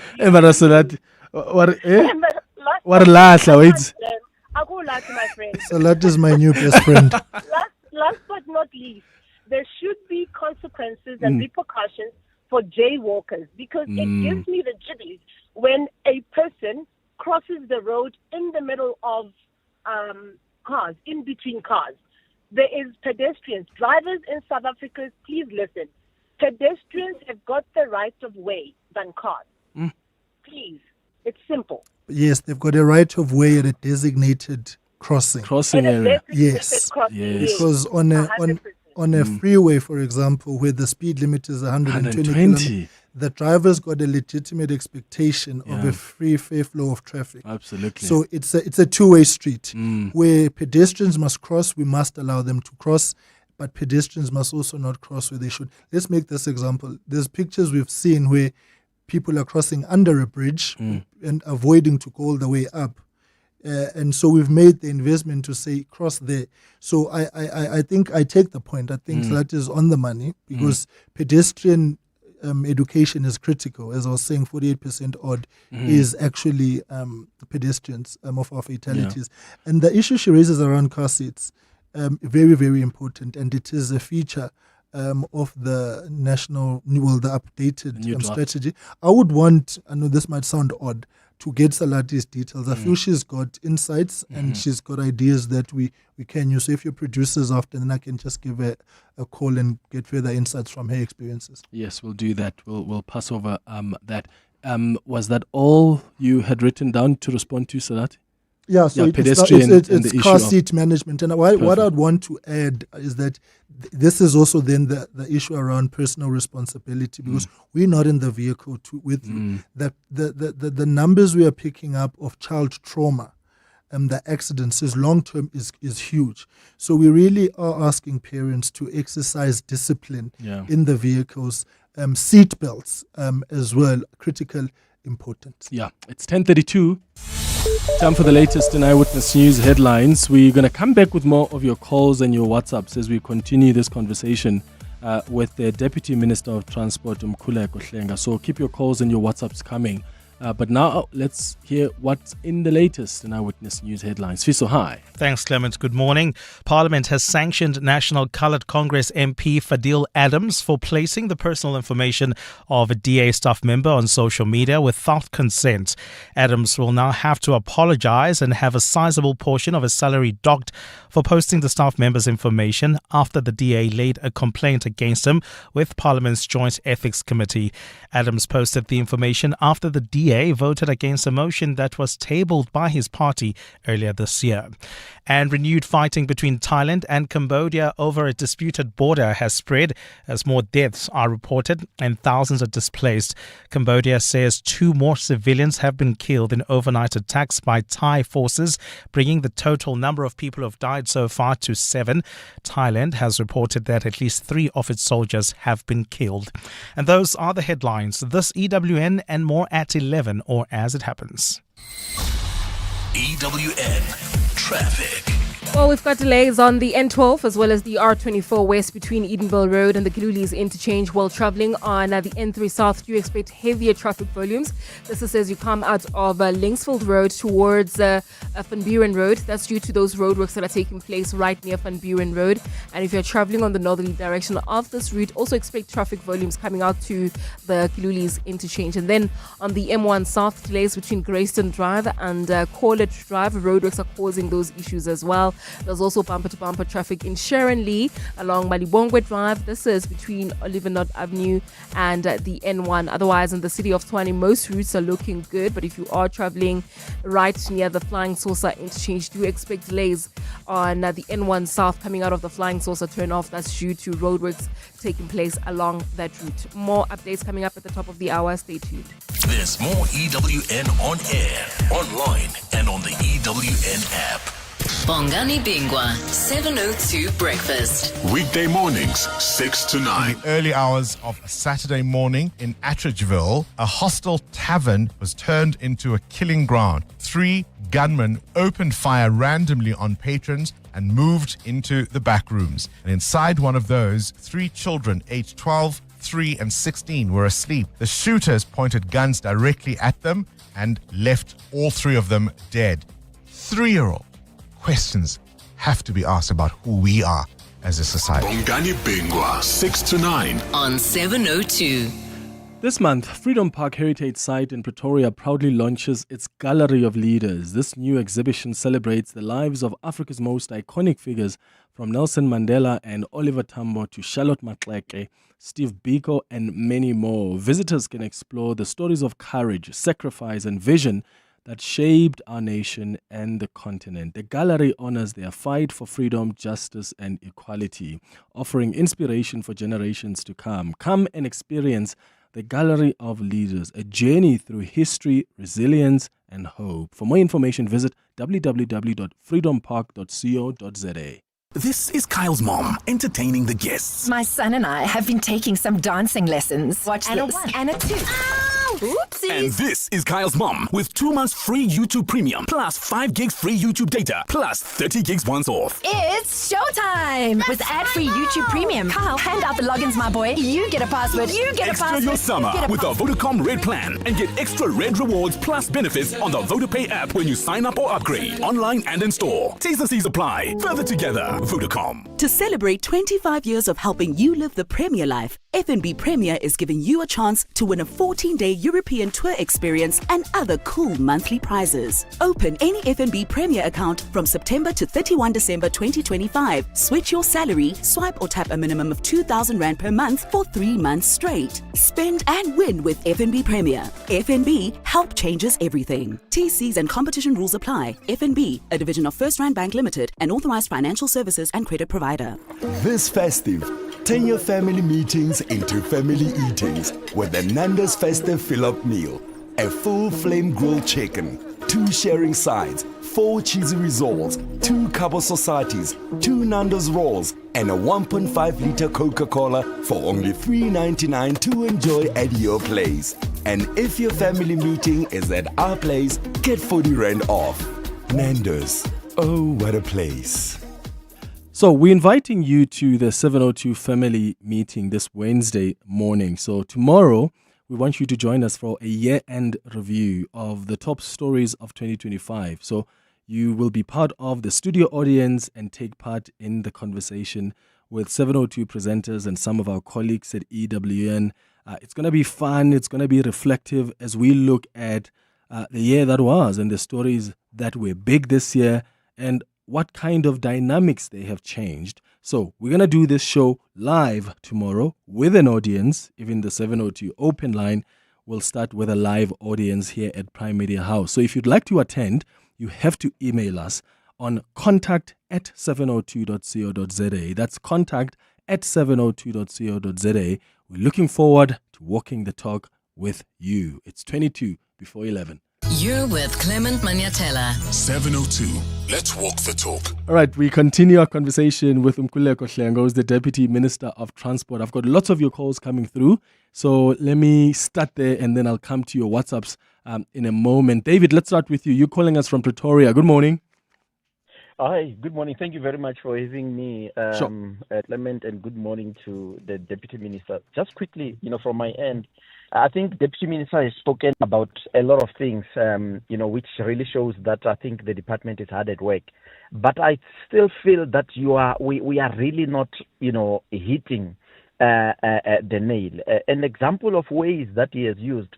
Yes, we need to take responsibility as road users and users of applications. But government also has got a role of holding ways to account so that it can work in such a way that it does not endanger, South Africans. And a good example is what the European Union has done to Elon Musk and X. We don't even need to speak about that. But don't think, there is nothing you can do. There is so much that can be done to ensure that we bring a lot more enforcement and safety around use of applications. Mm-hmm. Now, moving on to innovation, very, very important that we need to be able to know, Clement and Deputy Minister, you need to know where your traffic officers are at any given point. And I will give an example. There is a bus that traveled from the Eastern Cape and it killed people just outside of Louis-Trichardt in Limpopo. It crossed the Eastern Cape, it crossed the Free State, it crisscrossed Gauteng and all the way to Limpopo. It was en route to Zimbabwe, actually. Absolutely. And you want to tell me that there were no people alongside the road who could have stopped it at any given point and see that something was wrong with it. It's not right. We need to be able to hold our traffic enforcers accountable. If we know that there was someone who was stationed at that point and then they let an unsafe vehicle, pass, something has to be done.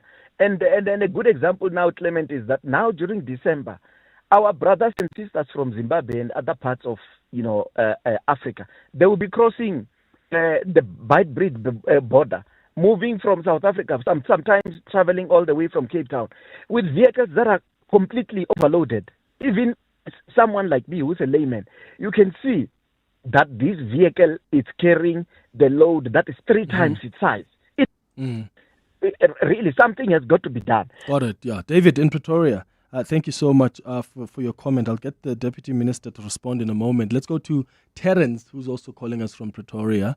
Terence, good morning. Oh, he's calling us from Lanseria, Terence. Hi. Clement, Sure, man. Go ahead. Yeah. Guys, let me start by saying that thank you for having the deputy there. But I think, by my opinion, if the government that rules us, when they take in the government in 1994, if they did not expel those guys who were ruling before, even if they were in the apartheid era, if they did not expel them, to bring them along so that they can show them the ropes. Because our people, I just came there to make money. They don't care about people. They don't care about everything. Who's our people, Terence? No, I'm talking about the leaders, the presidents, the ministers, and all those people, you see. Because the experience we're experiencing every day on the road, Clement. I'm giving it, I'm staying in Nigeria. I travel that road, Malbongo, each and every morning. If you can try, if anyone knows that road, the corruption there, and remember, the police are working with the taxi controllers. I mean, it's chaos every morning. The taxis are driving on oncoming lanes, like from South Africa drive Cosmo towards the car center, from 6:30 to 7:30. You won't like that road. N14 off ramp towards Malbongo. The guys, the taxi, what they call the taxi patrols, for that taxi association, the route or whatever, you'll see their cars parked there, taking people off the cars, blocking the roads, and you'll see the cops are just sitting there doing nothing. And the traffic is there, they're only stopping the taxis when they leave just to get the money. So we need some sort, I think the deputy is listening there. Yeah. Terence in Lanseria, thank you so much. In fact, this issue of these taxi patrollers who are terrorizing people on the roads has come out a lot on the show. Kuleka, where they really act as they are almost like a law unto themselves in some instances, where they don't even allow you to give a lift to your own cousin. If you say this is my girlfriend, sometimes they ask you kiss her to prove it. No, it's criminality, and it's not allowed. And it is our expectation that where cases happen, they must be reported. We've had engagements extensively with law enforcement, including SAPS, as part of the broader interventions we seek to make in the public transport ecosystem, including this matter, the e-hailing challenges that we have. You know that we've published the regulations now, and we believe that what we need to finally achieve, and this is the conversation we're having with the taxi industry, is the professionalization of the taxi industry towards commercial exercise and commercial venture that must thrive within an ecosystem of competition. And must understand that people have got a right to choice, and people have got a right of association and ways and means of traveling. So there are broader reforms which are going to force these kind of conversations to happen, because as we speak about road to rail, for example, when we are opening up the PRASA lines, as we take the trucks off the roads and so on, the conversation we are having with them is how do we assist one for job retention. So we need to reskill the taxi drivers, because obviously there will be a disruption to the numbers of passengers that they'll be faring and the distances. So we're looking at integrated transport of first mile and last mile in the ecosystem. So the taxi industry must fundamentally understand that it is part of a broader transportation ecosystem. It doesn't operate in isolation, and that is of critical importance. Yeah. I was a bit lost around the apartheid reference, so I'm going to leave that. I chose to leave it because I don't want to even to dignify that with a response. The issue around the bus that was ferrying passengers to Zimbabwe and Zambia, amongst others, it's a subject of investigation. We've got a preliminary report, but we would want to complete the investigation. But what is fundamentally clear to us is that there were lapses within the system and within traffic law enforcement itself, and that requires our attention, and the investigation will lead us in that direction of where consequence must take place, including but not limited to what happened at the way bridges, because the way bridges should have picked up. And in the event that they did and the officers didn't act, then we have to apportion the correct blame. So that is a subject of investigation, and we will certainly, once completed, report back on that. And then lastly, I agree, we have to hold ways into account, and that's why I made the reference. And I said the new National Road Safety Strategy now seeks to regulate new realities in the ecosystem, including this one. And some restrictions have to be placed within the apps in order for us to ensure safety. We fully agree technology is an enabler. We must actually use it. I encourage even dash cams in vehicles.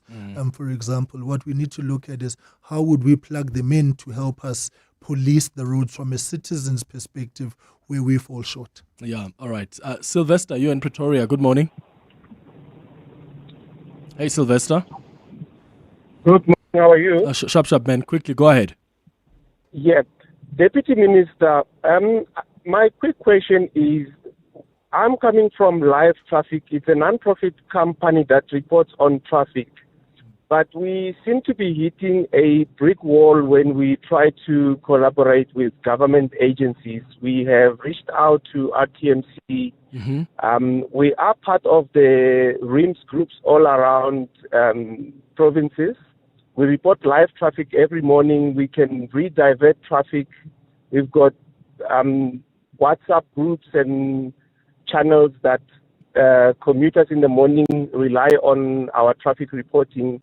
But we don't seem to be getting along with government. Instead, we are getting along with Arrive Alive, which we have then adopted to be Arrive Alive Gauteng. So we represent them in Gauteng. But there is something or a lack of collaboration when it comes to non-profit companies like us. We have championed spiking, where we assist spiking using volunteers and security companies, but we don't seem to be dealing with government when it comes to that. Yeah, and these are the kind of collaborations that can assist. Sylvester, let's do this. I think it may only just be a communication breakdown. One of the things that I have prioritized in the road safety space is collaboration with civil society and NGOs, and there's multiple of them. We continue to onload onto the system.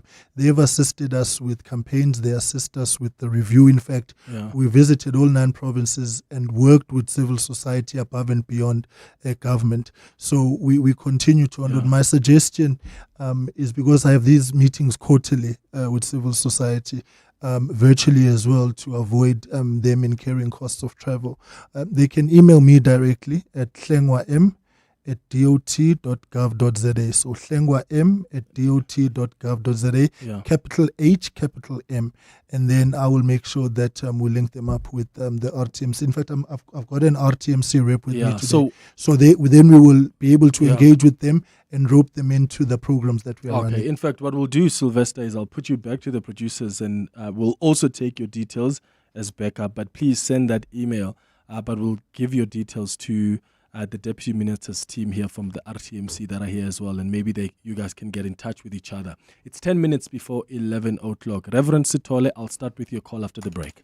The Midday Report. Weekdays, 12 to 1. The Midday Report won the Best News and Actuality Show at the Telkom Radio Awards. A big thank you to Vincent Magwenya, the technical producer of this show. She doesn't just push the buttons. She does so much more. She keeps me sane. She makes me laugh. She is also the ultimate professional. There's a reason that it sounds so slick and everything works so well. And then also to Nokubonga Klatshwayo, producer of the show. She puts together the show, listens to all of your WhatsApp voice notes, and thank you to all of you. The Midday Report with Mandy Wiener. 12 to 1 on 702. 702.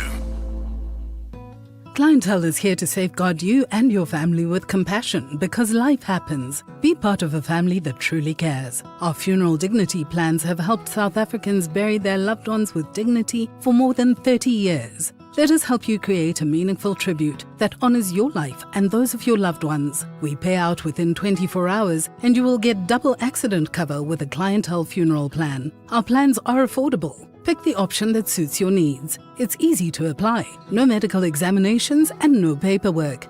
SMS funeral to 31586. That's 31586. Clientele Life is an authorized FSP and licensed life insurer. T's and C's online. Standard rates apply. At Checkers, we do more so you get extra this Christmas with festive savings like Dairy Made Country Fresh ice cream, 1.8 litres for $54.99, and Parmalat cheddar or Gouda cheese, 850 grams for $109.99. Plus, stand a chance to win your share of 7 million rand in prizes. Simply buy any 3 qualifying products and swipe your extra savings card to enter. Valid until Sunday at Checkers, Checkers Hyper, or shop on 6060. T&Cs apply. Some moments only come around once, like the Audi year-end sale. Get the Audi Q2 from 9,899 per month. With no deposit, a 90-day payment break, so you only start paying next year. Plus, a guaranteed buyback. There's limited time to show up, but unlimited time to stand out in the Audi Q2. Visit audi.co.za or your nearest Audi dealer before the 24th of December. T's and C's apply. The Money Show. Weekday evenings at 6. We can all see the real issue is the electricity prices. What kind of agreement have you reached with Eskom? And I presume government's involved in here somewhere. We as Glencore Marafi only had like a couple of weeks left before I had to retrench thousands of people. So obviously government and everybody working really hard to find a solution. And I can tell you that the MOU that we did sign, definitely for us as Glencore Marafi, is definitely a positive move. Yapi Fullard is the CEO at Glencore Alloys. The Money Show on 702. Let's walk the talk. The Money Show, Stephen Curtis, is brought to you by ABSA CIB. Invested in your story because your story matters. ABSA is an authorized FSP and registered credit provider. 702. The Clement Manyathela Show. Let's walk the talk. 7 minutes before 11 o'clock. All right, let's quickly take Reverend Sithole and go to some of your WhatsApps as we wrap up our conversation with the Deputy Minister of Transport, Umkhuleko Hlengo. Reverend Sithole, you are in Lenasia South. Good morning. Thank you, Clement. Firstly, I want to thank you for making sure that your program is being broadcast on the YouTube, and we are able to see as you talk to your guests. We do appreciate that. Okay, that's good. That's good, Reverend. Thank you for watching on YouTube. All right, and then number 2, you did not give us a dress code for your Christmas party. At the end of the show, you must give us a dress code. I will. I'll tell you guys what the theme is for tomorrow. Yeah. We are coming. All right, Deputy Minister. Good morning, sir. I hope you are doing good in Parliament. Good morning, thank you. And we really do appreciate what you guys are doing in the national level. But the challenge that we are having is from the lower level. But before I go there, let me just go to the hint of the touch, whereby I heard on the news, I'm not sure, I couldn't get more details about it, on the and I mean Zutis is a final on the spot, whereby I think that one that is number 1. So if the traffic cops stop you on the road and they get you to pay a fine, you want to know if that's legal? Yes, we want to know about that. Okay, all right. Reverend, I'll stop it there because I'm running out of time and I want to take some more voice notes. But I think we got your question, Dick. You want him to clarify on the issue of whether or not on-the-spot fine payments are legal or not. And this is an issue that a number of people have raised before. We'll get to that in a moment. Let's go to some WhatsApps that have come on 072-702-1702. Clement, your guest says it's a two-way street, bribery and corruption. A lot of the bribery and corruption at Florida Lake specifically is around incompetence and the absolute disdain on the staff behind the counter willing to help you unless you go through one of their people. They'll leave you standing in queues, close windows as you get there, tell you offline, and you end up spending 2-3 days to do something which would take half a day, should take a couple of hours at best. And Even the anti-corruption hotline number, which is painted on the wall, has been painted over so that it's hidden from the guys who run into moan or complain or report about it. So no, it's not necessarily always just about a two-way street. Sometimes it's just who has 2 days to get through this process to do something you absolutely have to when everybody else is passing you by on the left. Good day, Clement, and to your guest and the 702 lenders. Clement, I reckon that the K53 needs to be reviewed and modernized on that, Clement, to suit the modern day world. We've been applying the same principle. Not to say that the people are not wrong by not implementing what's required and the guidelines in the book, but just to probably like update it and ensure that whatever they are doing in the driving schools and actually getting their licenses is also part of how the world looks like as soon as they get on the road. And also, Clement, we need to stress this out. The bribery at the licensing department, Clement. Anyone can get a license even from home. Things are just happening when Clement, it's so brazen. It's even part of the requirement. And the deputy minister addressed that issue of corruption earlier on. Kulego, you can respond to some of the questions. Thank you. I know this issue is not just about the festive season, so I would want to start off as we draw to a close to an invitation to listeners to share their issues with myself on the email that I've already given. Because amongst my many delegated responsibilities by the minister is road safety. And so this is an apex priority. So I would really want to request that the conversation must go on. Secondly, I didn't quite catch the center which was referred to, the Florida center, but I'll get those details from you and we'll look at that and the kind of practices that take place there.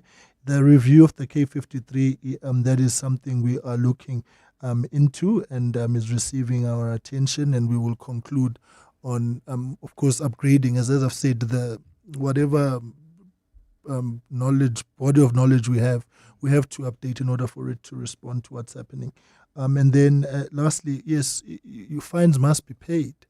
Outstanding fines must be paid, warrants are issued, and law enforcement officers have got a duty and a responsibility to enforce, including but not limited to at the roadblocks and operations that we have. One of the reasons why we actually have the roadblocks is because we need to be able to weed out the people who've got outstanding fines and warrants.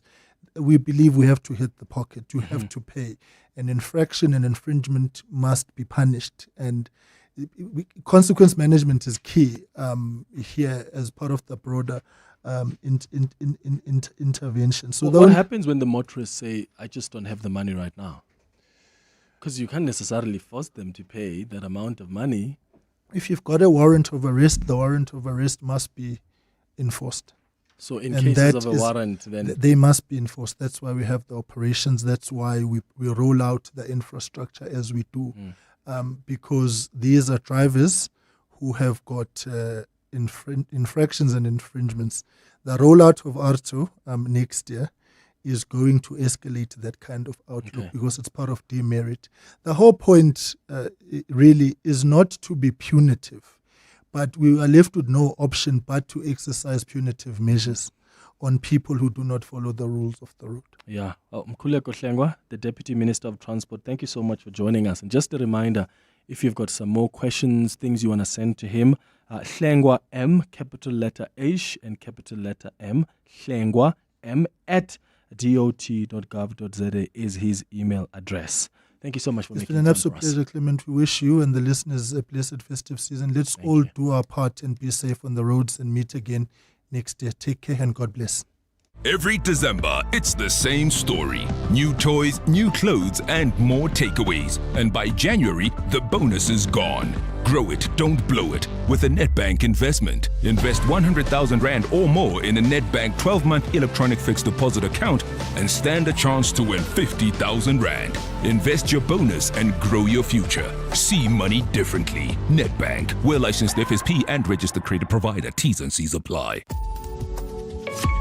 Some numbers bring instant stress, like a speeding fine, another petrol price hike, or that one debit order you forgot about, again.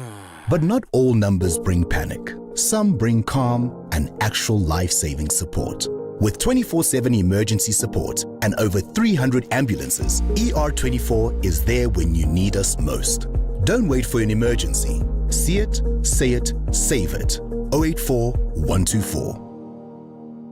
Brush, stroke, paint, color, protect, and admire. From roof paint to exterior textures and interior silk, Warrior Paints has it all. The product range and stylish colors are amazing. And what's more, Warrior Paints has crushed prices for incredible savings. Enjoy that good old-fashioned personal service you deserve. For price, quality, variety, and service, Warrior Paints is street ahead. Warrior Paints, affordable, lasting, luxury. Time for Eyewitness News, and this Eyewitness News is brought to you by Momentum. Financial advisors help you have a better shot at generational wealth. Speak to a Momentum accredited financial advisor. Momentum is part of Momentum Group Limited, an authorized FSP and registered credit provider.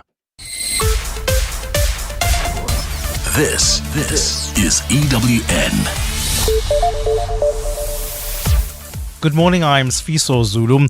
The ANC says delegates attending the party's National General Council will today focus on its progress in implementing the National Democratic Revolution. The NDR, as it's known, is an ideological and strategic blueprint of what a democratic South Africa should look like under an ANC-run government. It includes the dismantling of apartheid's legacy and leading the country towards a socialist economic model where there is a state ownership of the means of production and wealth distribution. Delegates attending the NGC at the Birchwood Hotel in Boksburg have broken off for closed-door commission meetings where they will be discussing the NDR. ANC National Spokesperson Mahlengi Bengu. We're having 10 commissions that are currently in progress, and they're all looking at the state of the National Democratic Revolution in South Africa and the balance of forces that helps us to answer the question, what is to be done? Parliament has sanctioned National Coloured Congress MP Fadil Adams for placing the personal information of a DA staff member on social media without consent. Adams will now have to apologise and have a sizable portion of his salary docked for posting the staff member's information after the DA laid a complaint against him with Parliament's Joint Ethics Committee. Adams posted the information after the DA voted against a motion that was tabled by his party earlier this year. Babalo Ndenza reports. DA Chief Whip George Mikalakis, in his complaint, says he had instructed a staff member to object to a motion without notice that was circulated by the National Coloured Congress. In its report, the Joint Ethics Committee says it then came to Mikalakis' attention that Fadil Adams subsequently made a social media post on Facebook which contained a screenshot of the email drafted by the staff member. He says the email included personal details of the staff member. Mikalakis also states that the publication of the staff member's personal details is an assault on the staff member's dignity, right to privacy, and the right to have his personal information kept safe and secure. The committee has now sanctioned Adams with a reprimand in the House and that he must apologize in the chamber. Adams will also have his salary and allowances reduced by an amount equal to 20 days. Adams will also be suspended from his seat in the parliamentary debates and committees for a period of 20 parliamentary days. Babalo Ndenza, Eyewitness News. Civil rights organization Action Society is calling on SAPS to prioritize investigations into recent child murders in Cape Town and intensify operations in gang-affected areas. This after several children were killed or wounded in crossfire or suspected gang violence in the past week. Action Society's Kaylin Palm says the attacks paint a horrifying picture and warns that without real policing capacity and community-driven safety interventions, more children will die. Cape Town's children are living in a war zone while government remains paralyzed. We need specialized local policing with real resources and real accountability. Our communities cannot survive a system that is distant, centralized and failing at every basic level. And renewed fighting between Thailand and Cambodia over a disputed border has spread as more deaths are reported and thousands are displaced. Cambodia says 2 more civilians have been killed in overnight attacks by Thai forces, bringing the total death toll on its side to 7. Thailand, in the meantime, has reported that at least 3 soldiers have been killed. Both sides have blamed each other for the clashes, which have derailed a fragile ceasefire brokered by U.S. President Donald Trump earlier in July. Thailand and Cambodia have been contesting territorial sovereignty along their 800-kilometer land border for more than a century. Gold is trading at $4,180.41 an ounce. The rand is at 17.03 to the dollar, 22.71 to the pound, 19.84 to the euro. Brent crude oil is at $62.33 a barrel. And in the traffic, we've got an accident reported in Waverley. It's on the M1 South. It's at Ethel Oaklands Road. It's causing heavy traffic volumes coming out of Marlborough Drive, about a 20-minute hold up there. Please be on the lookout. And then traveling on the N3 South, we've got bumper-to-bumper traffic between the Gurulis Interchange and Van Buren Road due to roadworks. A partly cloudy day in store for Gauteng with thunder showers expected. The temperatures will peak at highs between 29 and 31 degrees. The top story in EWN this hour. The ANC says delegates attending the party's National General Council will today focus on its progress in implementing the National Democratic Revolution. EWN, in touch, in tune, and independent. For the latest, visit ewn.co.za or download the EWN app. They say the early bird catches the worm. Great advice, unless you're the worm. Generic so-called wisdom doesn't work for everyone, so I settle for a financial plan that's one size fits some. Momentum accredited financial advisors take the time to get to really know your unique situation. Advice meets your context. Momentum, your journey to success. Momentum is part of Momentum Group Limited, an authorized financial services and registered credit provider. You're with Clement Manyathela on 702. Let's Walk the Talk, streaming on the Prime Media Plus app. DSTV channel 856, 92.7 and 106 FM.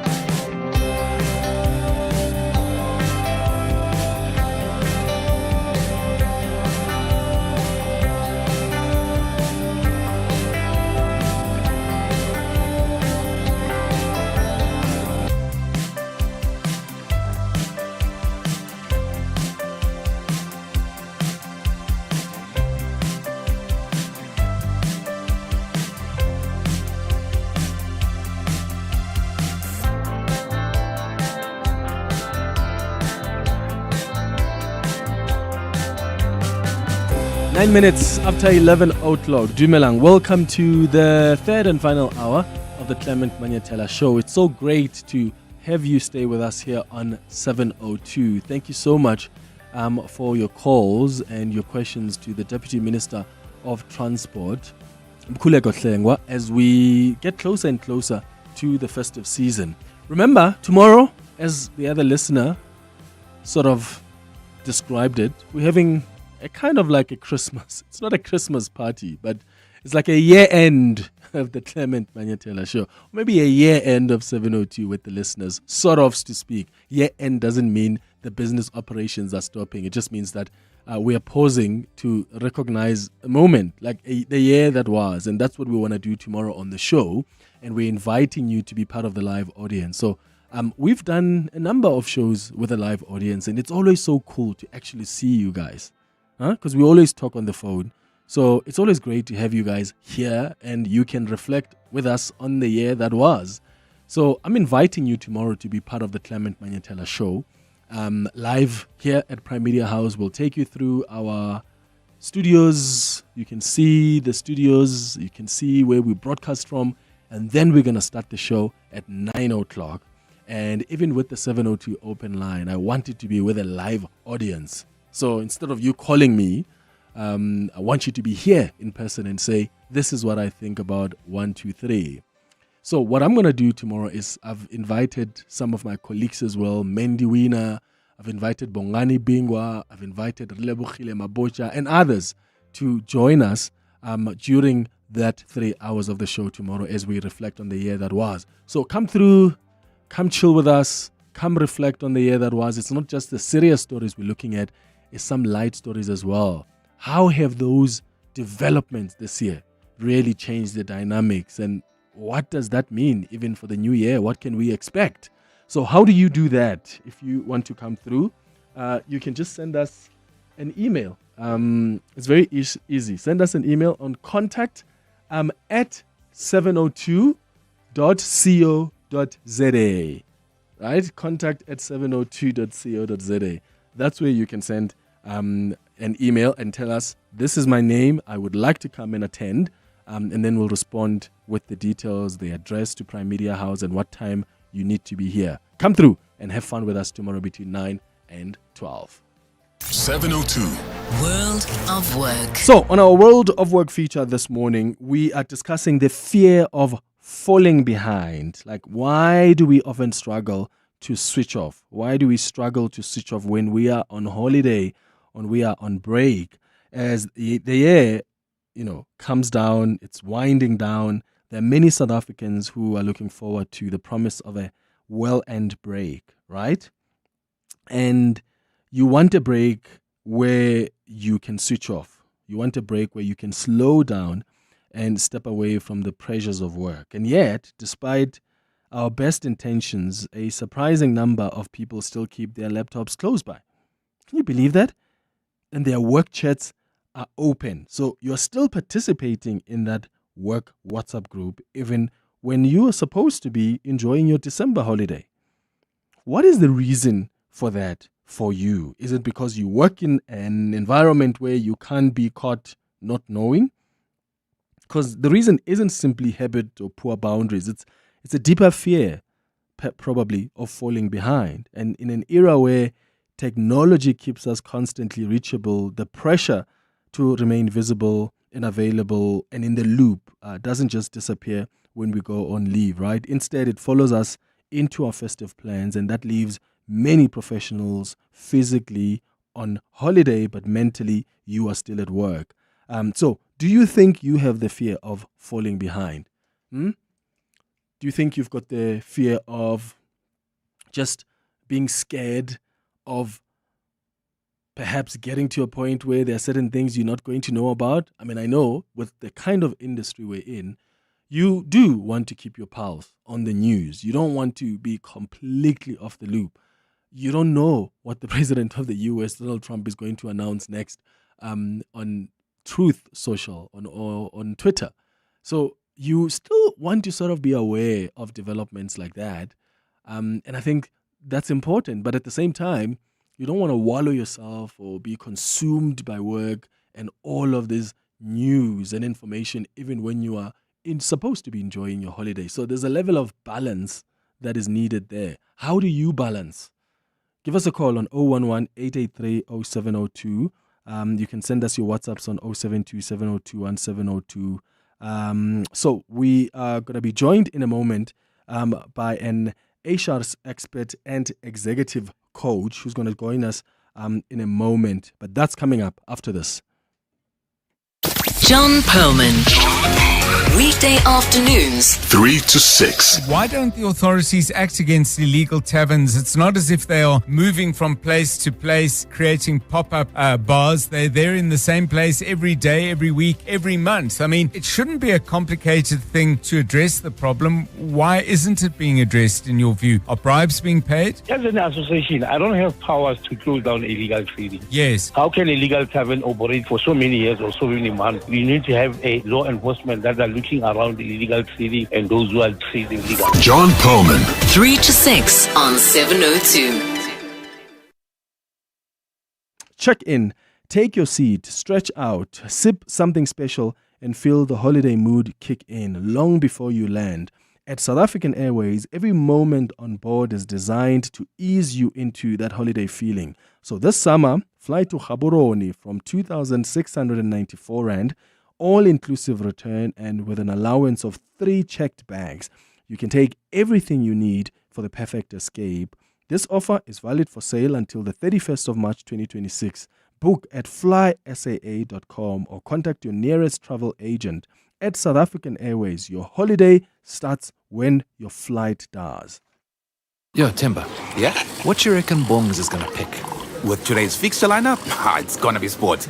Gotta be. Whoa! And there it is! His first multi-bet for the day. And with Betway Scratch, he's got a chance to bag a share of a guaranteed 1.5 million rand in daily prizes on sport or casino bets. Cash. What? Bonus flights. Yes. Spins. Yeah. Extra bets. You name it. Oh, it's the season of scratching and scoring. Only at betway.co.za.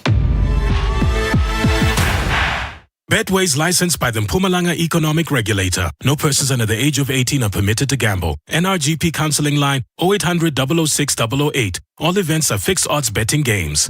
Business Outsurance are experts in business insurance for pharmacies, convenience stores, beauty salons, and more. Corney?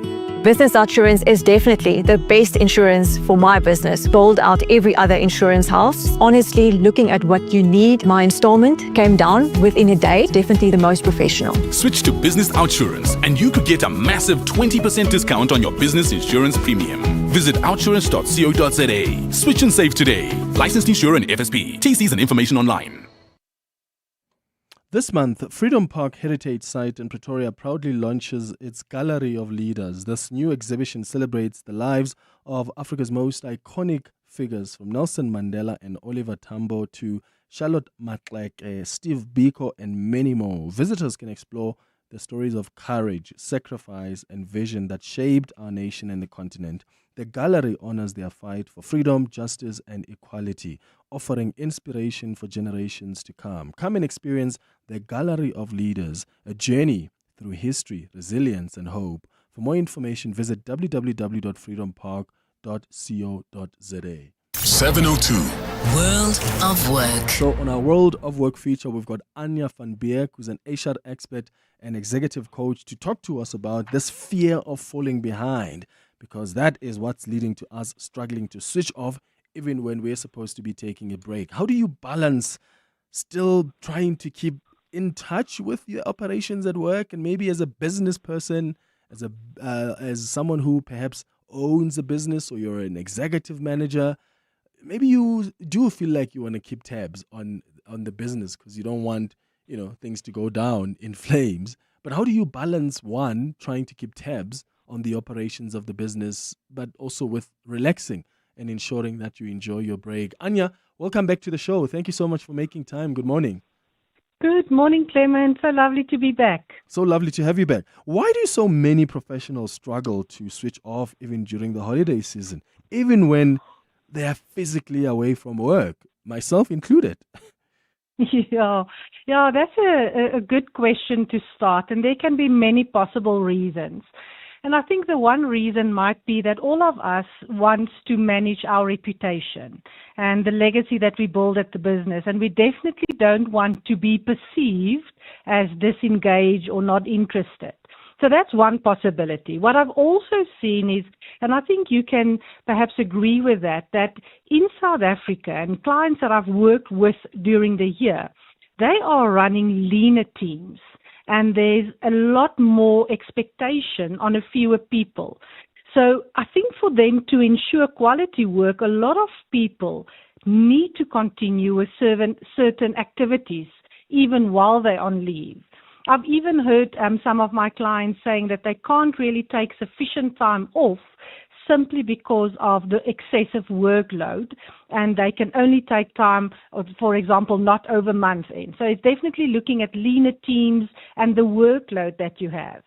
But then for others, it might be that there's lots of unfinished tasks.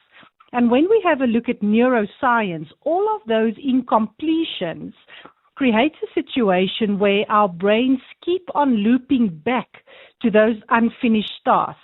And that might be another reason why people find it difficult to switch off. And then another possibility might even be people that so focus on their work, and there's such a lot of pride in what they do, that their professional identity becomes so closely tied to their own self-worth. And that might be a reason why switching off is difficult for them. But there can be so many other possibilities. that's just a few that came to mind for me. Okay. How has technology contributed to that blurring of the boundaries between work and rest? Yeah, I think that's one of the most important points to focus on, because as you said, technology is blurring those lines. Because we have our phones close by, perhaps connecting with loved ones that's not close to you. But then it's also hearing those messages coming in either from the WhatsApp groups or perhaps emails coming in. And I think that's why it's so difficult for people to say, yes, let me switch off and just focus on rest and recovery during the holiday period. Yeah. So there are studies that have been done that highlight long hours and high workloads. And I wonder how these global insights reflect the experiences of South African professionals. I was looking at that IMD and the Sky Nova studies that are highlighting these long hours and high workloads. Yeah. Yeah, and I mean, I haven't recently seen similar studies in South Africa, but I can speak from experience with my clients. And the study, as you mentioned, said that 94% of professionals work more than 50 hours a week. But half of us works more than 65 hours a week. Now, if you have taken into account that the normal work week is 45 hours, so that's a lot of overtime. But I think the scary statistic is the one where they say that after hours, we spend 20 to 25 hours monitoring our phones, looking at emails, and that's all outside of office hours. And I think the reason why this is a scary statistic is that when you think of the neuroscience, we either have that task positive network that's activated when you focus on task, and the default mode network that's focused on the reflection, the little bit of time off, and when the one is activated, the other one is not activated. So I was really impressed when you shared about the reflection that you guys are having tomorrow, because that's part of switching off. Activating that default mode network, start to reflect on the year, what was good, what was not so good. But back to your question, I mean, if you think of basic conditions of Employment Act says that the minimum leave is 15 days a year. And then over the December holidays, many people has taken a few days leave, and then they sit with a little bit of days, and that's the time where they can rest and recover. And now you can imagine if they now, even if it's a small, just checking in, looking at those emails, it reactivates that part of the brain, that focus, and not necessarily wanting to relax. So people need to be very intentional. And I almost want to use the words, give themselves permission to switch off. Because if you don't do that, you will see that 26 is starting, and it's almost as if we get fatigued a lot faster. Our creative thinking is impacted. And even if you think of handling emotional loaded scenarios, we're not as good when we need to focus on being resilient and being emotionally mature. Could part of the problem also be that we've got these professional identities that then become entangled with self-worth, and then that then has an impact on our ability to switch off. But I'm also wondering, from your experience with your clients, are South Africans more prone to staying connected to work during leave because perhaps of economic uncertainty as well? Because you know that there are leaner teams these days. It's very difficult to really find a job in some sectors. So some people just feel the anxiety and the uncertainty of, if the proverbial ish hits the fan, I'm going to be affected and I may lose my job. Therefore, I need to constantly be in the loop.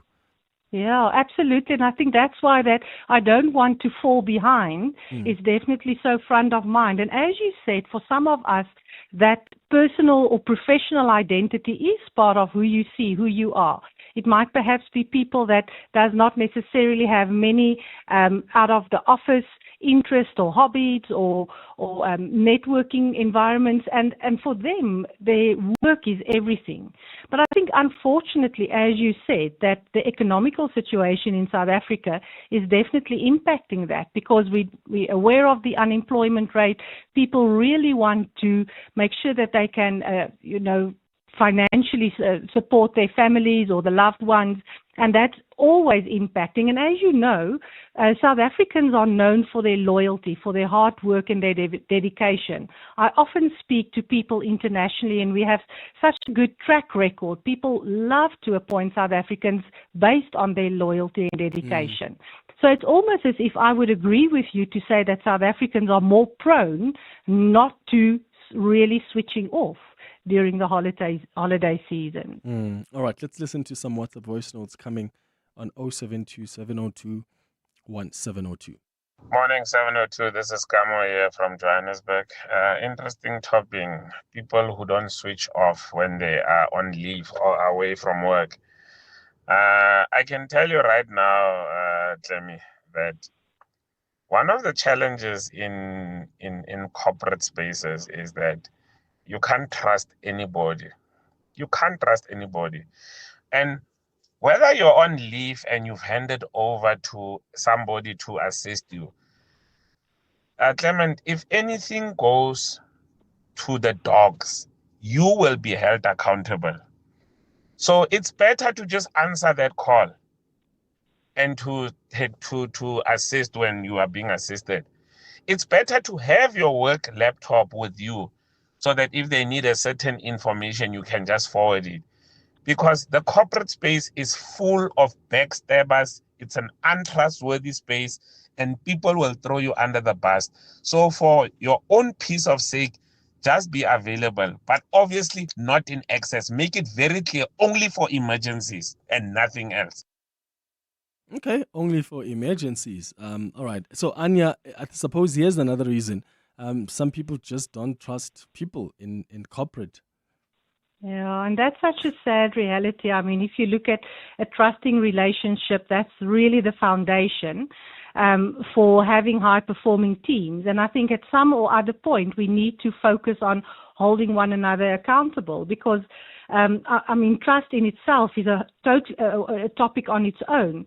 But I think when you prepare for handovers, I think the role of the leader is so important to make sure that these responsibilities are handed over. And as the listener said, that that he doesn't need to feel that he will be the one being thrown under the bus. Because if we had an official handover, if we keep or hold one another accountable, then we know that for these number of days or weeks or whatever, person X is accountable and they will take ownership.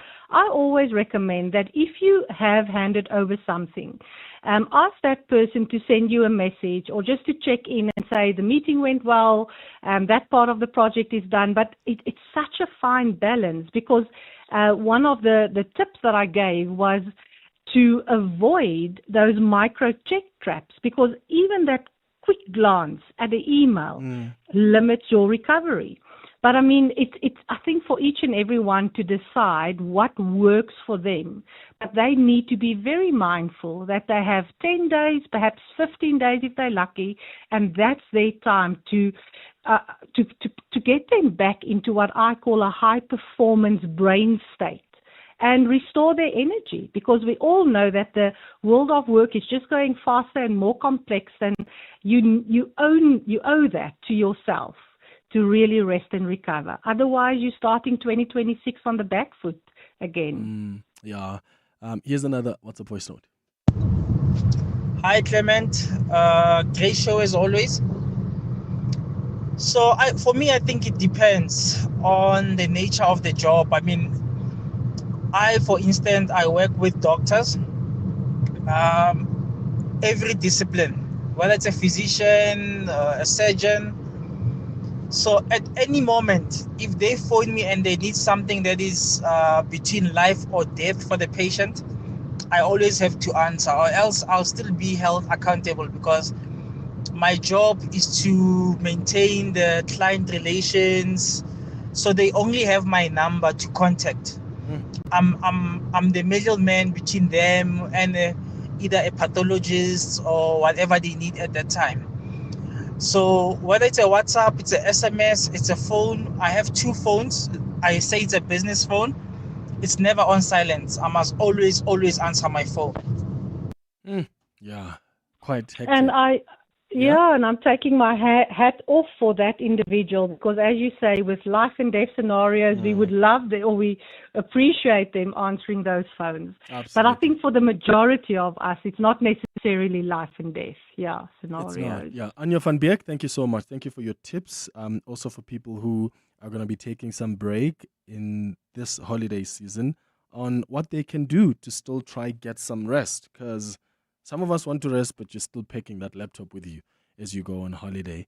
Anya van Beek is an HR expert and executive coach. That takes us to 11:31. Time for the latest and eye-opening headlines. We come back with our health and wellness feature, and we'll be talking about how to maintain your workout plan over the holidays. Are you one of those that really struggle? I think I do. Struggle to keep your workout routine during the holidays. And how do you actually work to improve yourself on that? How do you do it? Let's give each other some tips. That's what's coming up after the headlines. Khomotso, good morning. Thanks, Clement. Good morning. The ANC says delegates attending its National General Council will today focus on its progress in implementing the National Democratic Revolution. The NDR is an ideological and strategic blueprint of what a democratic South Africa should look like under an ANC-run government. It includes the dismantling of apartheid legacy and leading the country towards a socialist economic model where there is state ownership of the means of production and wealth distribution. Civil rights groups Action Society is calling on police to prioritize investigations into recent child murders in Cape Town and intensify operations in gang-affected areas. This after several children were killed or wounded in crossfire of suspected gang violence in the past week. And at least 17 people have been killed in a building in Indonesia. The fire broke out in a 7-story building in central Jakarta. Local media is reporting that the fire has since been brought under control. Those are the headlines. This EWN and more at midday or as it happens. EWN Traffic. Traveling on the N3 South, we've got delays. This is in the Bedfordview area between the Kalulis interchange and Van Buren Road. There's also bumper-to-bumper traffic on the N3 North between Van Buren and the Kalulis interchange while traveling. On the N12 East, we've got an accident right after Croft Road. It's causing delays. Please approach with care. If you are traveling out of Sandton, do expect delays on the M1 South between Greyston Drive and Coleridge Drive. An accident has been reported there, while in Midrand, queuing traffic on the N1 North approaching Oliphants-Fontaine Road due to another accident seen.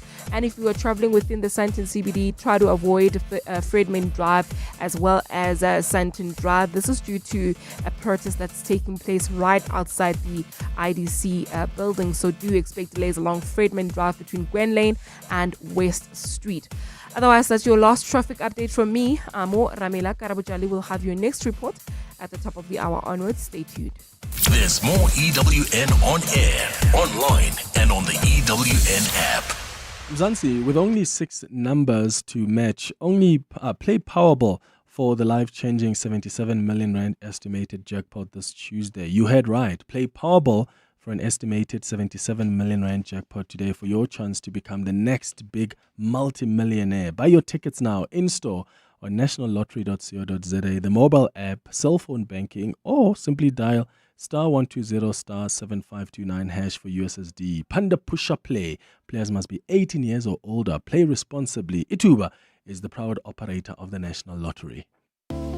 It's amazing what Help can do. Help can take you from smart money moves to smart gadgets and household must-haves.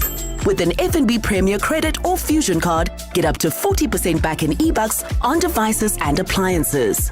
Open any FNB Premier account today, celebrating 25 years of helping you live the Premier life. FNB, help changes everything. TC's earn rules apply while stocks last. FNB, a division of First Rand Bank Limited, an authorized financial services and credit provider. When it comes to protecting your workforce, trust the workwear brand that has been protecting workers for over 150 years, Sweetall. Sweetall has overalls and uniform solutions for every industry, so your team is safe, comfortable, and ready to tackle any challenge. Visit our new Boksburg showroom, shop A1 Atlas Road, Westwood, Boksburg, or go to sweetall.com today. Sweetall, we never let you down. Superior protective workwear since 1871. You're invited to 702's family meeting tomorrow morning. Join us for a year-end review of the top stories of 2025. You can be part of the studio audience here at Prime Media House and take part in the conversation with 702 presenters and EWN reporters. We're going to be taking everything live from our events room here at Prime Media House, and we're going to be inviting you, as you will be part of the audience, and we're all going to have a conversation, and you can come and meet other listeners that you often hear on the radio. And I've invited my colleagues to be my guests, and we reflect together with you on the year that was and some of the big stories that happened this year and what that means also for the following year. So if you would like to attend, you must send us an email so we can send you all of the details and the address. The email address is contact@702.co.za. Do it right now. We're looking forward to walking the talk with you tomorrow. 702 Health and Wellness. So on our health and wellness feature this morning at 24 minutes before 12 o'clock, we're having a conversation about how to maintain your workout plan over the holidays. Because the festive season, when it arrives, it's a time of celebration. It's a time of family gatherings. We're taking long trips, road trips, late nights, and well-deserved downtime, right? It's a season of joy, as they always say, but it also brings a rhythm that's completely different from our usual routines. And for many people, that shift makes it incredibly hard to keep up with their workout plan. So you've got gyms that are closing earlier, schedules are becoming unpredictable, and of course you've got the temptation to hit pause on fitness until January, and then you are stronger again, and then you think you can start from January, you take a break during the December period. But let's be honest, maintaining your workout routine over the holidays doesn't have to be complicated or even restrictive. In fact, it can be an opportunity to reconnect with movement, but you can do that in a fun, flexible, and more intuitive way. So I want to know how you are keeping your fitness routine during the holidays. So far, I'm doing so well. I'm still going to gym. The many times I need to go during the week, I'm still running. The several times I want to run during the week. I hope I can keep this up until Christmas time. But how are you maintaining that workout? Have you decided to maybe, stick around with your running club or maybe your training mates because you know that they can inspire you, you can motivate each other to get up in the morning and go for that run or go to gym? How are you maintaining your workout plan over the holidays? Give us a call on 011-883-0702 or WhatsApp's on 072-702-1702. Derek Archer is the head of strength and conditioning at St. David's Marist Indaba, joining us now on the line. Derek, thank you for making time. Good morning. Good morning, Clement. How are you? So I want to first start off here, Derek, with why, from your experience, so many people sort of struggle to stay consistent with their workouts during the holiday season. Like, you could be okay the entire year, but for some reason, as soon as December starts, it's just you're so exhausted, you're not inspired. Yeah, I think so. December is sort of synonymous with taking your foot off the pedal, so to speak, and maybe pulling a handbrake, just that we can actually recover. What it also represents is a change of routine. So it's part of that routine is obviously if we're getting up to, we do gym every morning on the way to work, there's that routine that goes with it. So it's almost like we do things in a mechanical mode, and we do it and we tick the box. Yes, we've done our fitness for the day, and we feel better for doing it, but maybe we just do it because it is. But now with a change in routine, suddenly we've thrown that all out, and it's much harder to sort of stick to those sort of commitments because our days have changed. We don't have to go to work, for instance, if we're on holiday, or we've changed locations. Now we're away somewhere. It's a complete change in routine. So that's a big reason for people sort of slacking off on their normal gym routines or of their training routines, not necessarily only gym. Yeah, which is interesting because, I mean, we have more time. Well, let me speak for myself. You sort of have a little bit more time that you normally would have during the course of the year. So this is a time where you can actually fit in those runs, you can fit in more of those gym sessions because the pressure of work is sort of beginning to slow down.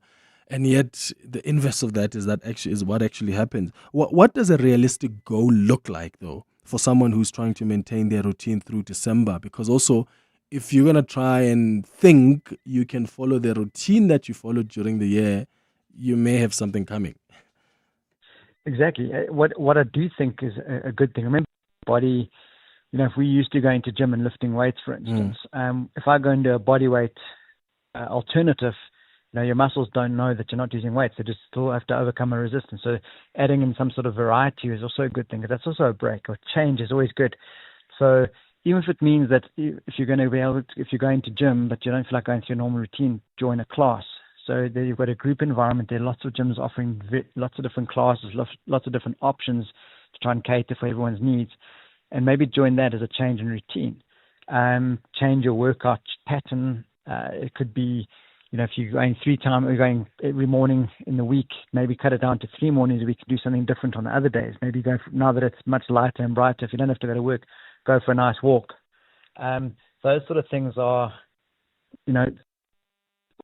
options to try and change up that sort of monotony. Well, monotony is a bad word. Let me rephrase it.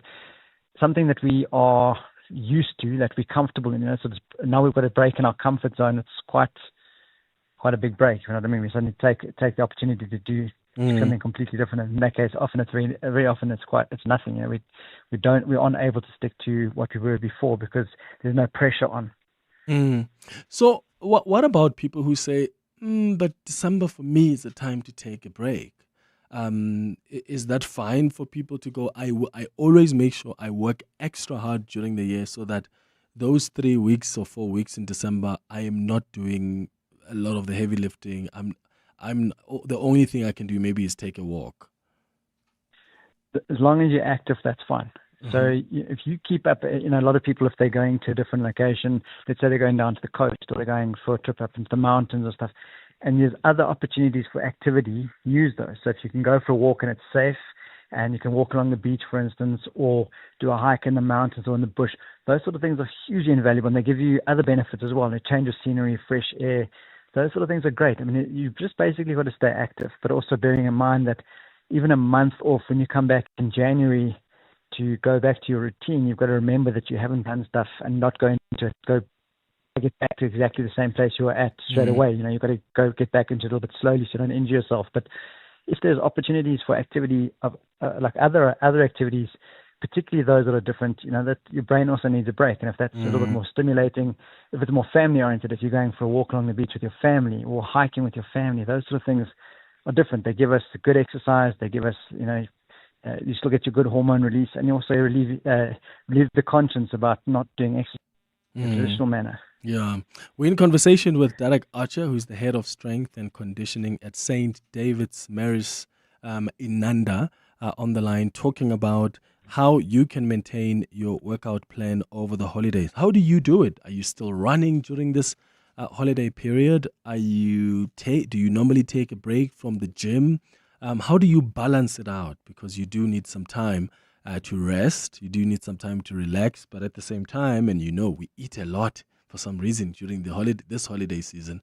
But also you're probably taking some beverages as well. So it really does help to keep active, as Derek says. Speaking of keeping active, Derek, what are some quick, effective workouts that people can do when they don't have access to a gym? So you can, obviously a nice walk is a good option, a jog. If you're going for a walk, because that's, we're not talking about a walk that's sort of like a little very slow pace. You're looking at a walk with intent. So as much as we want to take in our environment if we're away on holiday, have a really positive, like a walk with intent, big arm movements, big strides, and walk with a little bit quicker than normal, perhaps, just to keep that cardiovascular stimulus going. But in terms of other activities, your body weight stuff is fantastic. If you're able to chuck in some push-ups, some squats, some lunges, and make yourself a little circuit based on the environment you're in, those are really good fixes. And like I said, if you're able to go to a class or attend some sort of class, there are lots of outdoor classes happening, particularly if you're down at the coast. Lots of the local gyms promote outdoor activity. As well as, as I said, if you're in a different environment, there might be cycle or opportunities to go biking, for instance, where you're not used to it. You're normally used to going running. go and ride a bike for a change, go for a swim. Even if you're in the sea and you look, obviously, if you're a good swimmer, just being in the waves and being active in the waves, those kind of things with your kids, those things burn a lot of and they keep you quite nice and strong and fit as well. So what advice do you have for someone listening now who feels, I do often feel guilty for missing workouts due to the holiday plans? Because, Derek, this is the time when you're meeting the friends for lunches because all of you have been busy throughout the year. You're doing pre-Christmas lunches with colleagues, with friends, with other families, there's a lot of things to do, a lot of things to fit into your diary. So for some people who are feeling guilty for missing those workouts, what advice do you have? Yeah. Well, if we look at talking first from the extra eating perspective, perhaps we can eat a little bit more, but maybe make sure we still keep some sort of healthy element to that as well. That's the first thing. Secondly, you don't have to feel guilty. If you've put in the hard yards in a year, that's flipping brilliant. You've really done well, and you've managed to be consistent. That's more than most people. So you've got to reward yourself for having achieved that. At the same time, if you've put in all that work, the last thing you want to do is let it go completely.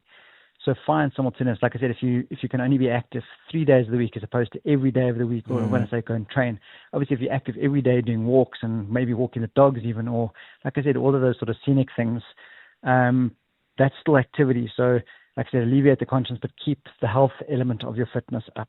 So even if we're not at our peak level of fitness where I can go and run a 21-kilometer, whereas I was before, as long as I'm keeping up those elements that keep me healthy, so I'm walking, I'm being active, or, I'm taking the stairs if I'm at the shopping center during Christmas holiday rush, take the stairs.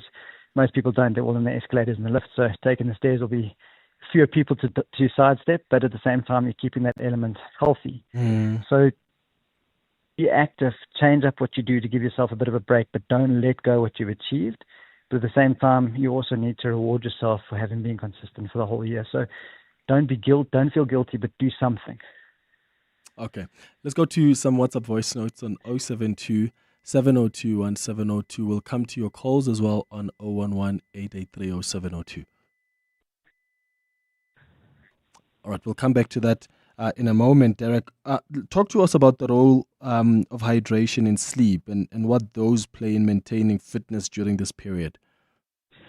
I think if we're taking our foot off the pedal a little bit, we may be able to catch up on a bit of sleep, maybe an afternoon nap or two as well would be a good thing. It is a good opportunity to try and restore some sort of good sleeping habits. I know now everyone tends to party, and there's certain occasions like New Year's Eve where everyone stays up the whole night, and look, you're going to be paying for that obviously a day or two after, but to try and get into regular sleep habits too. You're going to stay up a little bit later, but perhaps if you're seeing family you haven't seen for ages and you want to talk, and maybe if you aren't able, you're so tired during the week that you can't sit down and read a book, those sort of things are, they're great. You've still got to maintain the element of sleep, and hydration is always important. If you are just want to look after your health, hydration is important, not only if you're active. So, and particularly, like as you mentioned, you might be having some beverages. Alcohol tends to dehydrate one, so it's better to go into an environment where you're going to be drinking alcohol where you're already hydrated and not dehydrated. That's just going to open the chance for hangovers and all kinds of discomfort the next day. Hydration is very, very important. Your sleep, catch up on sleep, but also don't be, if you happen to have a little nap on the couch or just take the load off that way. That's also not a bad thing. You heal. Remember, we're under so much pressure during the year that your nervous system needs to heal too. So those kind of sleep is very, very important from that perspective. Yeah. Hi, Clement. My name is Anonymous. I'm regarding the issue of exercising during December holidays.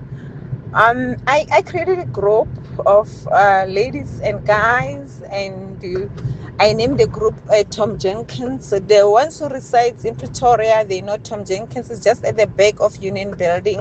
And what we do is we exercise wherever we are, and we send our recordings like every morning to the group just to encourage each other. Even if you can do your 5 kilometer, it's better than nothing. just to encourage each other to say, you know what, let's do it. And we also have top runners, and we also have spot run of Kenny. And I always emphasize that, guys, you know, spot run is the best because you run within your house any time of the day, even during your meetings, any time of the day. At night, you're able to run. You know, you can listen to a sermon, you can listen to Clement while he's talking, and then you exercise. It's so safe to do. And the time you do your distance, you'll see your distance, your mileage, your speed is going to increase significantly. So that's how we keep up during this December. Thank you so much. Bye-bye. Oh, you guys are the cool club, eh?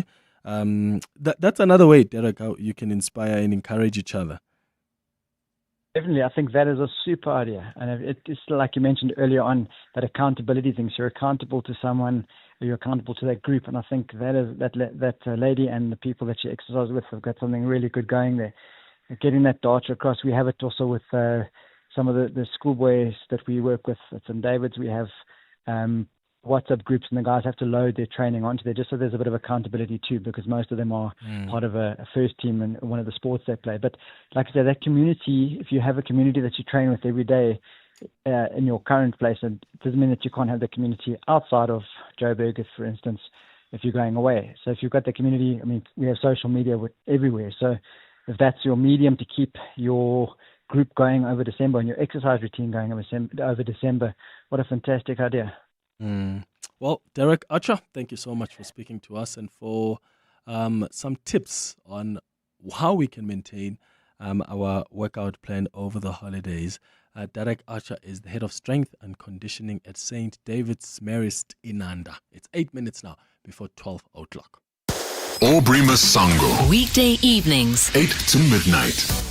The Border Management Authority has just revealed that at this time of the year, they're operating at 25% capacity. I think that they are purposefully weakened, particularly at this time, because at this time, that is when the greatest amount of criminal activity happens in the border management space. And those that are trying to weaken them are not from outside. I'm arguing that they are from within our borders. In other words, criminals that are here, that are benefiting from weakened borders at this time. Aubrey Masango. 8 to midnight on 702. 702. This month, Freedom Park Heritage Site in Pretoria proudly launches its Gallery of Leaders. This new exhibition celebrates the lives of Africa's most iconic figures, from Nelson Mandela and Oliver Tambo to Charlotte Maxeke, Steve Biko, and many more. Visitors can explore the stories of courage, sacrifice, and vision that shaped our nation and the continent. The gallery honors their fight for freedom, justice, and equality, offering inspiration for generations to come. Come and experience the Gallery of Leaders, a journey through history, resilience, and hope. For more information, visit www.freedompark.co.za.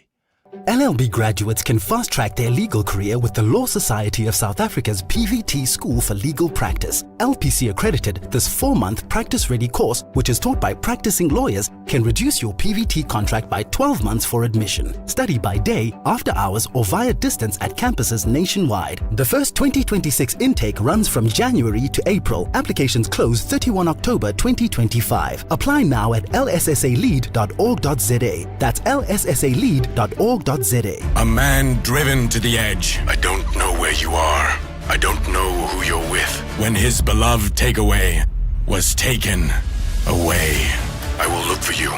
I will find you. And I will eat you. It's the Summer of Stars at Simply Asia. Stand a chance to win a Toyota Starlet when you spend 200 Rand or more on our famous flavors. Order now. Simply Asia. Connecting the Highway. Business Outsurance are experts in business insurance for plumbers, electricians, and other tradesmen. Pumlani. Switching to Outsurance was one of the best decisions that we've ever made. We needed business cover, over 15 million. Outsurance came forth for us. At Kani, we sleep better at night, knowing that we always get something out of Outsurance. Switch to Business Outsurance, and you could get a massive 20% discount on your business insurance premium. Visit outsurance.co.za. Switch and save today. Licensed insurer and FSP. TCs and information online. You're with Clement Manyathela. 702. Let's walk the talk. 5 minutes before 12 o'clock, before we wrap up with a song, because that's what we'll be doing until at least my last day on this show next week, Friday. Before we do, just another reminder once again for what we are going to do tomorrow on the show. So we want to have the whole show live with a live audience. And if you want to participate, that email address once again is contact@702.co.za. Come in. You're welcome to bring in your friends. You're going to meet other listeners. You're going to meet presenters of 702 because we're all going to be in conversation here at Prime Media House. So if you want to come and attend this year-end review that we're going to do tomorrow for 3 hours from 9 o'clock until 12, but you've got to arrive early, of course, and you can take a tour of our studios before we begin at 9. Contact@702.co.za. Send an email right now and we'll give you all the information you need about tomorrow. Here is a pick of the song today, and let me know if it's a yay or nay.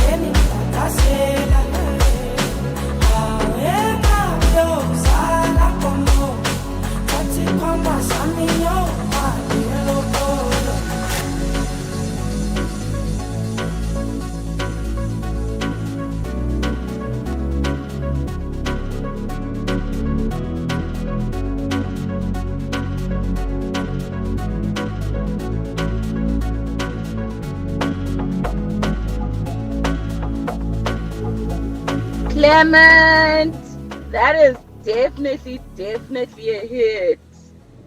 I think that's my song of the year this year. Ovalo. Oh, it's an amazing song. This is Kanye from Centurion. Yeah, guess who picked it? More. Coming up on the Midday Report with Mandy Wheeler. Good morning, Mandy. Keeping it humble. Nah. to December. There's no time for humility. What's coming up on the midday report? 3 people of interest identified in the Madlanga witness shooting. We'll get the latest on that. The Cogta Minister is delivering the inaugural Babita Deokaran Memorial Lecture.